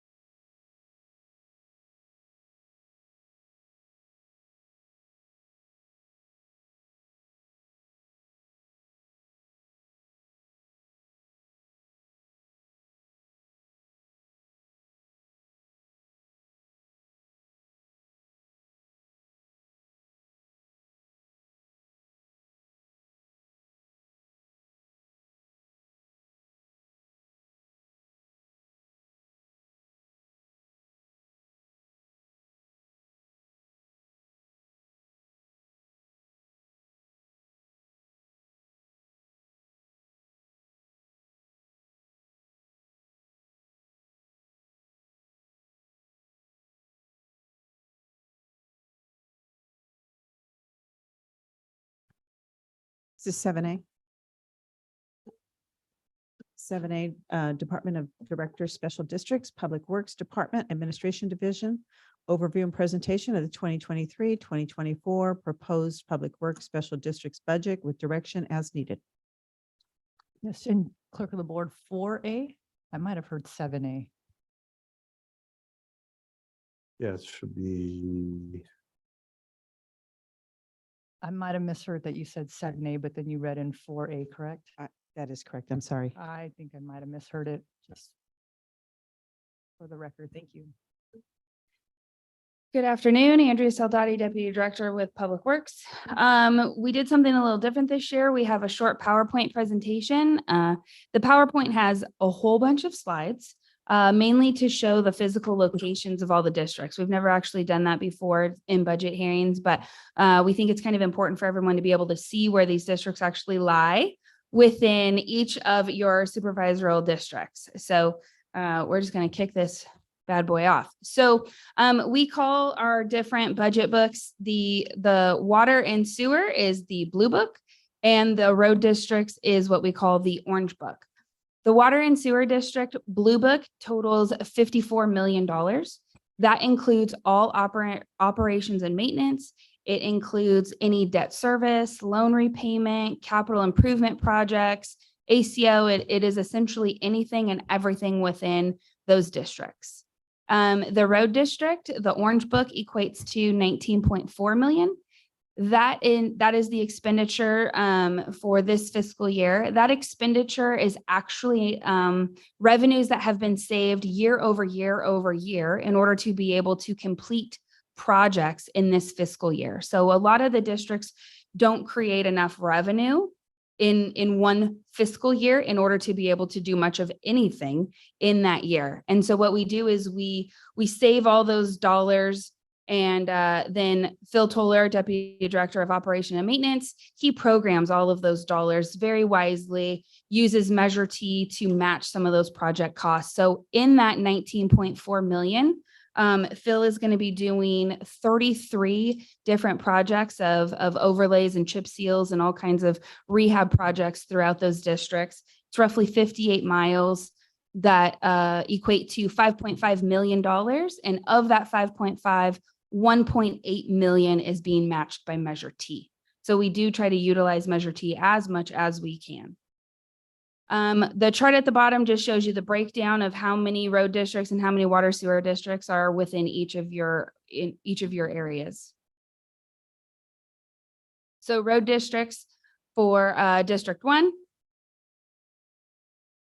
And then highlights MD10 has roughly 80 miles of paved roadway, MD21, 61 miles of paved roadway. You can see the budget on the right-hand side. And again, that number would include any projects that he has budgeted for this fiscal year. Again, those expenditure numbers are a compilation of revenue dollars collected year over year in order to be able to expend in this fiscal year. Water and sewer districts in District 1. MD10, the thing to highlight on MD10 is that is just operation and maintenance. That does not include any capital expenditures. Road districts in District 2. We had to cut some of these maps up into different geographic areas because they were so spread out. Yeah. So you will see that there are multiple maps, and then you got a little snippet down at the bottom on the left. Yeah, that was East Side Acres, wasn't it? Yeah. So one thing to highlight, District 1 and District 2 actually split MD1. So you'll see it in both districts. MD21. MD21, yes, sorry. Water and sewer districts. Benefit of my previous paving. So they are very tiny, but you can see them there in purple.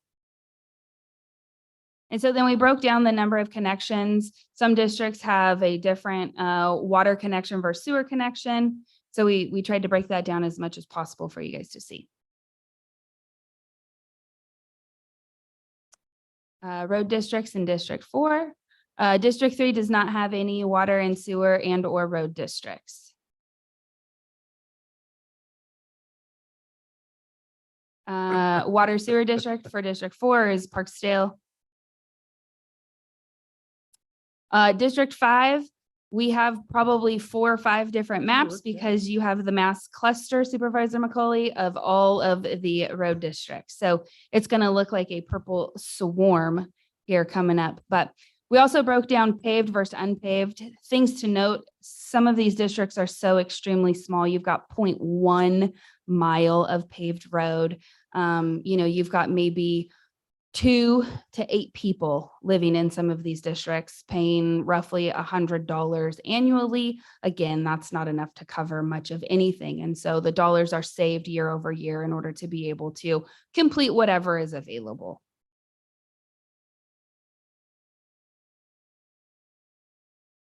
There's a couple of long lists for District 5, having roughly 100 of our road districts. Wow.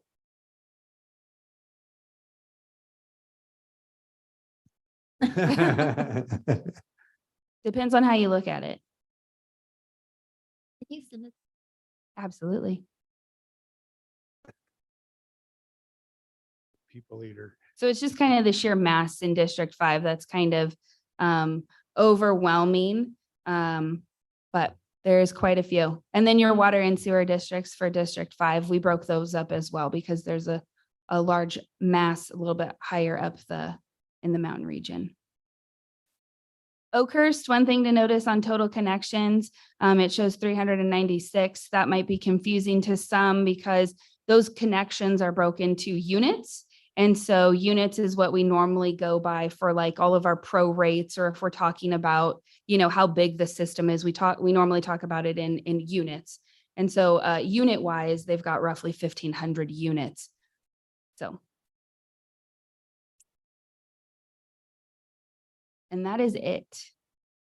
We will be doing, unfortunately, we will need to do a budget adjustment for all of the districts due to the increase in insurance. We got those numbers rather late. We weren't able to redo any of the budgets. And so insurance for all of the district essentially doubled. And so we will have to come back and do a budget adjustment for all of the districts in order to account for that cost. We plan on doing that sometime in July or early August. At that point in time, some of these numbers are going to fluctuate for maintenance and operations, but we need to accurately reflect the insurance cost. So, any questions? I am here, as is Phil Toller. Questions? I have one question. When you have new development or proposed projects moving forward, do you try to consolidate? You don't create new special districts. We're not trying to add, right? You try to fit within, or how do you do it, especially within the mountain area? Within the mountain area, it would be great if we could consolidate water and sewer and road districts within new development. That would be ideal. The problem with consolidation is when you are consolidating districts that are already set, what each one brings to the table has to be equal.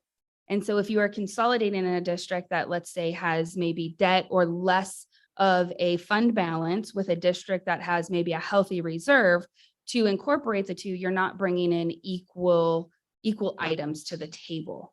For example, we are on a path to be able to consolidate 2 of our districts in the mountain area. We did a rate study for one in order to bring them up to the level of the other district, and we are almost there. It has taken us 5 years to be able to get there to consolidate them because technically their water system is already one complete water system.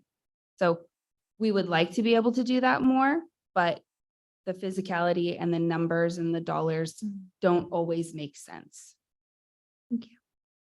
I'll just add a little bit, Matt Trieber, Chief of Development Services, to what Andrea already laid out there. We do absolutely look through entitlement applications when we have new development occurring in the county, right, at the opportunity for consolidation and or expansion of existing systems, right? There's been some legislative changes at the state that mandates we have to do some analysis when you have a new public water system, for instance, right? You have to do an analysis about the feasibility of connecting to any other municipal water system within a 3-mile radius. So we absolutely do that. I'll use a case that none of us were here at the time, right? But it kind of still sticks out because every time I have a meeting in the Rolling Hills community, right, it comes out about Riverstone and connectivity or lack thereof, or, and resoundedly, we're glad there's a block wall. We're glad there's no connectivity there. We're glad we don't have services there. Also similar with the Sumner Hill community in Tesoro Viejo. So even when you do have that, It can still be quite difficult to get existing systems to see about consolidating, but we absolutely push for that and work for that. Because as Andrea has already laid out, right, we have a number of these districts. Primarily, it's the road districts, right, where you have two residents paying $100 a year to maintain a mile of road. It does not, we're never going to have, right? It pays just enough, to cover the insurance, and that even is suspect. And then when you factor in audits that, are required to be done, it's a losing proposition there. So we do look, as Andrea said, at every opportunity to consolidate for just, costs and economy of scales, right? The more folks we have into a district, the better the economy of scales are. Questions or comments? I hate to keep harping on insurance, but on our insurance expenses, how are we determining or allocating these expenses to the different districts? So that is an allocation that comes to us from administration. And this year specifically, we are going to ask if we can change that, just because we have our own prorated system where we distribute things like administrative costs and charges that all the districts should share. So what we would like to do this year is just get the number that the districts owe in totality, and then we would be the ones to distribute that. And again, it is based off of the units, the active units in each of the water and sewer districts. That is kind of how we prorate everything else administratively, because essentially the more units, the more users, the more revenue, the more expenditures. Then for roads, is it just based on mileage or? Roads, we would like to base it on mileage. Okay. Again, the way the formula has been set, it has been years and years and years. I can't really even tell you how that formula came to be, but we would like to be able to just have the total number and then distribute it throughout. And yes, it would be based off of mileage. Okay. And then last question I have is in regards to, I guess, CPI adjustments. I know we've done a lot of work trying to get those on, so that way we don't have to continuously be updating our rates. About approximately, doesn't need to be an exact, how many of our special districts, road districts, water maintenance or water and sewer, how many of them have that? So I can speak to water sewer districts. I'll let Phil speak to, because he has a different calculation. It's not CPI. But for water and sewer districts, there are districts that are still going through their 5-year chunk of rate increases. Some of those are CPI based. Some of those are set percentages to go up every year. I would say probably about half. So you probably have about 15 that are still in some form of a rate study over that 5-year span. We do have a handful of districts that are, I'm going to say, terming out, because we did start this process in 2017. So you will have a handful of districts that will be at the end of that 5-year term that we will have to go back and do new rate studies. Some of those CPI will be totally fine. Others will need a full-blown rate adjustment. Thank you.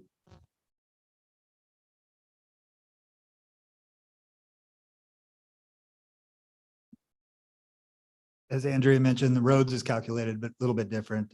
Supervisor, good question. Phil, with your Public Works Department. The road districts are all based on CCI, which is the construction cost district, construction cost index set by the Engineering News Record.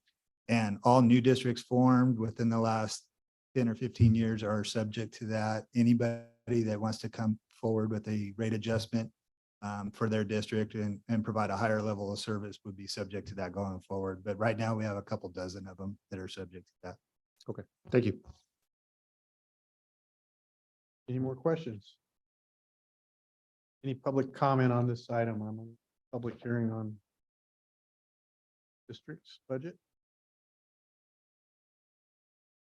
No public comment, none online? Close the None public online. hearing, bring it back to the board.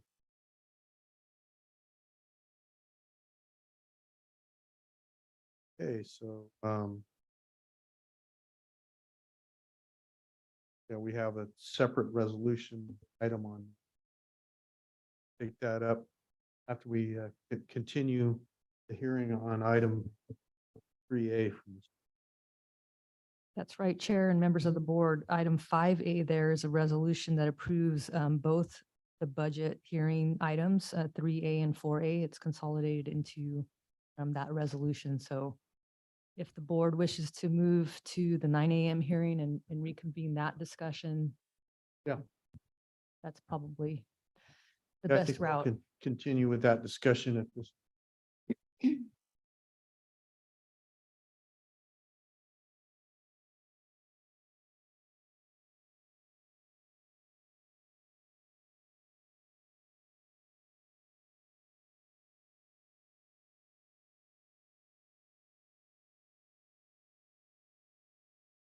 So Chair and members of the board, the hearing, going back to the hearing of 3A Administrative Officers Overview and Presentation of the 2023-2024 Proposed County Budget and Special Revenue Budgets with direction as needed. Thank you.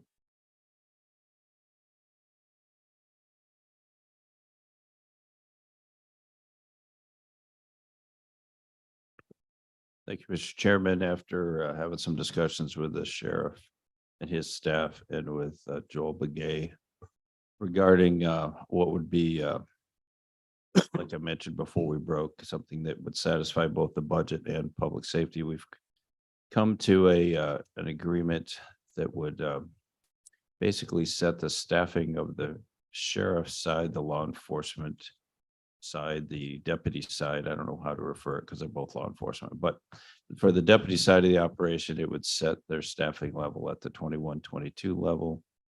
And for the jail side, it would set it at the current 22-23 level. And then what we would do is suggest to you that you accept the budget as presented, and we will come back to you in 90-day increments to give you an update on how that is doing in relation to the funding of the operation. We think it will be sufficient. However, we definitely want to keep you informed on that and don't want to get too far ahead or too far behind on how that goes. And I don't know, Joel, if you had anything you wanted to add to that. Nothing, Jay, other than I believe with the authority already delegated to CAO as vacancies occur to achieve that, the CAO can unfund those positions. So right now, all of the position requested by the sheriff is in there. And as we reach those targets, we will work with the sheriff's office to unfund to reach those levels as stipulated by Jay and the compromise. And Well, I then, think at that point as well, as we go along through these 9-month increments, the board can also decide if they want to move in a different direction from another standpoint, if they want to find funds elsewhere to continue the funding of the operation. Doesn't mean that the sheriff's office would automatically cut. As we get those, just to make that clear from my standpoint, that would be an informational point at which we make a decision policy-wise concerning where those budget cuts are going to come from, not necessarily meaning automatic that we drop the hammer on sheriff's department. Go ahead, Sheriff. I just wanted, Oh, I just wanted to I'm sorry. clarify that we were speaking of general fund positions, not grant funded. The 2021, 2022 general funded. right. that's correct. Jay, you had something? I didn't mean to interrupt. Well, there was 2 other items that the board asked us to look at that weren't involved with the sheriff's office. So I don't know if you want to finish this one first and then talk about the 50,000 and the $1,200 per elected items. Go ahead, Sheriff. We did have a discussion. I do think it's in the best interest of the county and public safety. I think we'll be able to meet the targets, and I think that accomplishes what we're trying to accomplish, at least in the short term. Good. Glad to hear that. Glad to hear that. Good working relationship, and happy we're able to find some common ground. Absolutely. And we knew that from the get-go. Yeah, it's just a matter of working through the apples and oranges and trying to figure out which pile we're gonna pull from. We know Jay's heart on enforcement all the way from the get-go. There was never any doubt about that. So the next part of So there was 2 other items that the board asked us to take a look at. One was the $50,000 allotment in the board budget. And I think staff prepared two different methods to deal with that. So I don't know if staff, if you want to explain that part. Yes, thanks, Jay. So what we would ask the board is to clarify, what we understand is taking it out of the board budget and long-term concurrent with the policy moving it as part of the public information team budget. The clarification staff would like to ask is, does the board wish for that to occur simultaneously in a mid-year budget item policy and the move to PIT, or does your board want to direct to move the money to PIT now pending use of it, pending a policy coming to the board? And we could address both, either or. We just kind of need direction. Okay. What's your pleasure, board? Mr. Chairman. Go ahead. Yeah, well, first of all, this particular item, this is just new. It's in the budget. I don't know anything about it. I don't even know what the purpose is. And I think Supervisor Wamhoff kind of gave me some an indication as far as why it's in there. So, and I don't disagree that it's a bad thing it's a good thing to get information out to the community is best we can in a robust way, in a complete way, transparent, so that people know. And I think it's great. There is just no policy. It's kind of like, what are we going to use the money for? Is it going to be, who knows? We need a policy. We need to sit down and figure out how it's going to be used, in what way, in what manner, whether it's going to be used for town halls, whether it's going to be used for, mailings, whatever it is, that needs to be done. I have, nothing against, again, the $50,000, but we just need to put some parameters around here. And I think that, everybody would agree that it's going to be a trap door if we don't. I could see, somebody down the road, maybe who's not with us, use the money for something. And then it's like, wait a minute, that wasn't supposed to be used for that. And it's like, what? So we really need to be careful. So I would say, let's keep it in the budget, but let's develop a policy that we can, use it properly and everybody's happy with. So frankly, I don't care where you put it. We just need to, use it in a way that's wise. And we've already been talking about our public information team and perhaps revamping it and things like that sort. So I think this is a great time to address all those things, have it in the budget, talk about how we can better dispense information and go from there. Right. Yeah, I would completely agree with you, but we need to develop some sort of policy. That way, everything is transparent and out in the open, and the policies lead to, good decisions anyway. But I think you're right. It absolutely ties into revamping the whole PIO structure and how that looks. Because, my thought coming in, it's community outreach, community engagement, getting information out to people. Which is a great thing. But you're absolutely right that we need to codify that. And so everyone's on the same page, that way, we hear news stories of other county and local governments where they're spending money on frivolous, stupid things. And so I completely in agreement with you. Yeah, but I also agree. Slush funds are not, this is not a slush fund. We don't have any slush funds. And we don't have any funds that are wastable. So policy is the only way not to do that. And I'm assuming that the 50,000 would be like 10,000 a district. I think I'm kind of seeing the thought behind that. But anyway, that's for another discussion. And as we begin to develop that policy, we can put that in place, spend that money wisely on good outreach and good information for the general public so they can keep us accountable. And I think it's a great idea. I've always said from my standpoint is that you have the opportunity to tell your story. If you're not telling it, somebody will, and it won't be the one you want told. It won't be necessarily even the truth. It won't be the way it will if you tell your story. And so we need to be telling our story we have a lot to tell. We have a lot to talk about, a lot of successes to, to talk about, and a lot of information to garner from the public concerning what we do. So it's so varied.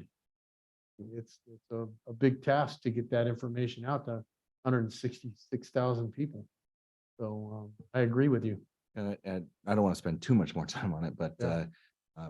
you know, when you're out talking to residents, especially in districts where there's either no city or very little city, you know, they don't have a mayor, they don't have a city council, they don't have a city manager. Basically, the only elected person they have representing them is a county supervisor. And there's a lot of responsibility placed on that. And the more you can engage those folks and representative for them, is a good thing.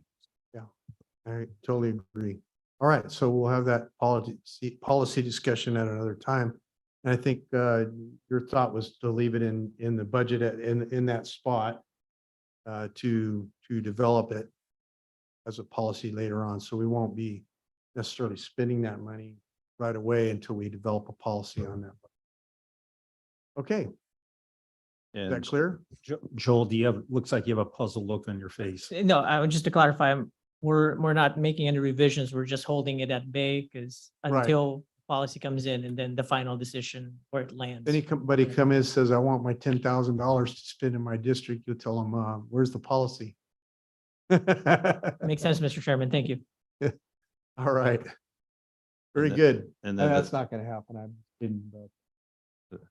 Go ahead, Jay. The third item was, if we understood the board properly, if it's within the CAO or admin's purview that you would like us to draw back the $1,200 a year, I guess I'll call it a stipend that goes to, I believe, the countywide electeds. I don't think the board receives that, I don't so receive it. So I was wondering what it was. I've we did never not heard have, it. yeah, we did not have time to do an in-depth investigation into that. We talked to Roman briefly, but our main focus during the break was to speak with the sheriff. Okay, so I think that one can be developed later on, and as you have time to work with it, work with the HR and the budget director on that. Is that okay with the board? So it's not such a pressing matter, but it is money that could be used in proper places, so that's fact. Just look into it. It was just one of those things that are nice to have, and we're going to be moving forward and pinching pennies. Yeah, We I need think to so. look within all the departments, including, our own, and we just granted ourselves a have, so we may have to, but just so that, Right. to make our, like Rob says, we need to lead. Yeah, to reiterate Supervisor Gonzalez's statement earlier on the austerity measures for hiring and filling new positions to give the discretion to the CAO department to examine any new hires, freeze on hiring as we can, as we need to for filling any of those positions that come vacant. So then give them that discretion, if I'm phrasing that correctly. That in agreement with the board, everybody like that? Thumbs That up? goes on to that? admin, right? Yeah. To the admin department as they need to examine those positions. You phrased it much better than I. Yeah, it was good. Anyway, I think they understand what we're talking about. Well, I think that's their job. Yeah. I mean, he's going to do it anyway. Yeah. Yeah. Yeah, he's gonna do it. But we want to make sure that that's part of our policy. We make policy, they implement it. Sure. Okay. So we have come to that point at which we need to put up or shut up, right? So what is the pleasure of this? Well, you know what? Are any more public comment regarding this item? Any more public comment on item 3A? Anyone online? Nobody online? I'm hearing none. Okay, I'm bringing it back to the board, and what is your pleasure? Well, Chair, members of the board. Yeah. The hearing should be closed if there are no more public comments Yeah. and no more presentations. Yeah, so I'm going to officially close the public hearing. And then, Chair, you might want to move on to item 5. Yes. Here, that same question, what's the pleasure of the? Yeah, director? there you go. I think that's exactly the order we need to be in. So let's go to item 5A. Discussion and consideration to adopt a resolution approving the county budget, including special districts budget and special district budgets for fiscal year 2023 and 2024. Okay. I want to just say that I really appreciate the CAO, the sheriff's department, everybody for negotiating and helping with this budget. It's been a very good process, and I appreciate that. Thank you. You need a motion? I'm ready. Okay, help me out. But I'll move to approve the resolution approving the county budget, including special revenue budgets and special districts for fiscal year 23-24, adopting the deputy staffing, the sheriff's deputy staffing at the 2021-2022 levels, and the jail at the 2022-2023 levels, but otherwise accept as presented. I'll second. Good Second. motion and good Take second. notes. Mr. Chairman, I want, before you vote, clarify, there were 2 revised pages introduced at the beginning. Oh. Does that need to be called out? Well, you did, yeah, you did. We called it that. at the You beginning. called it at the Yep. beginning, so those 2 pages are part of the presented As budget to you. presented Yes, revisions. Just want to make sure. Okay. Good clarification. Yeah, good motion. Well worded. Yeah. Very, very to the point. Okay, so let's vote. Supervisor Gonzalez, Yes. Supervisor Poitras. Yes. Supervisor Wamha, Yes. Supervisor McCauley, Yes. Chairman Rogers. Yes. Vote passes 5-0. Excellent. We have a budget. Very good. Let's see, item 5B. 5B, County Administration Department. Well, Chair, members of the board, I'm sorry. Yeah. You definitely asked for testimony during the public hearing. And I just want to make sure on item 5A separately, as a motion was made, there a call to public comment, even though Did I again, call for public comment on that? maybe not on 5A. I will call for that at this time if that's appropriate. Yep. I think I remember calling for public comment, but that's okay. Anyone online? Similar things all blurred in, but I think Yeah, We're no, gonna no, that's just- okay. Thank you. And I don't see anybody in the general audience. Okay. So public comment is closed. And we have a vote and we'll move on to item 5A, 5B, 5B, I'm County sorry. Administration Department, resolutions establishing appropriations limits. 1, discussion and consideration to adopt a resolution establishing appropriation limits for 2023, 2024 fiscal year for Madera, County of Madera. Discussion and consideration to adopt a resolution establishing an appropriations limits for 2023, 2024 fiscal year for each and all of the County of Madera special districts. Mr. Chairman, members of the board, Joel Begay, County Administrative Office. These 2 resolutions effectively adopts the county's GAN limit. The GAN limit, in summary, is a limit established in 1979 through proposition that sets appropriations limits for local governments and schools.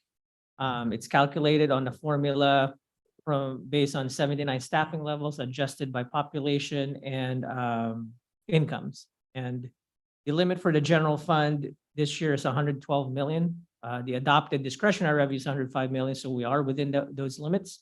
And this resolution certifies is a requirement that we have to do annually to adopt these limits. Any public comment on this item? Okay, That was just giving. I was waiting for some wisdom there. Go ahead, sir. Apologies, Chairman Matt Treber, Chief of Development Services.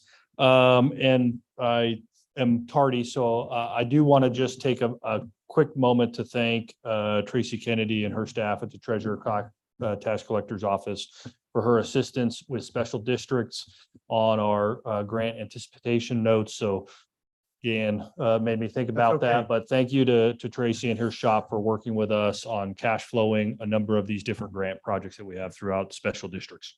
Thoughtful of you. Thank you.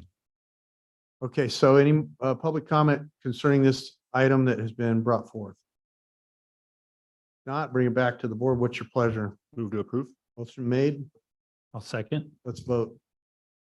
Supervisor McCauley, Yes. Supervisor Poitras. Yes. Supervisor Walhall, Yes. Supervisor Gonzalez, Yes. Chairman Rogers. Yes. Vote passes 5-0. That represents the end of our agenda. And I want to thank everybody for your cooperation and good comments and good thought today. It really helps us make policy. We may be policymakers. You guys are steering the ship through us. That's all. Thank you very much and have a good day. This meeting's adjourned. See you tomorrow.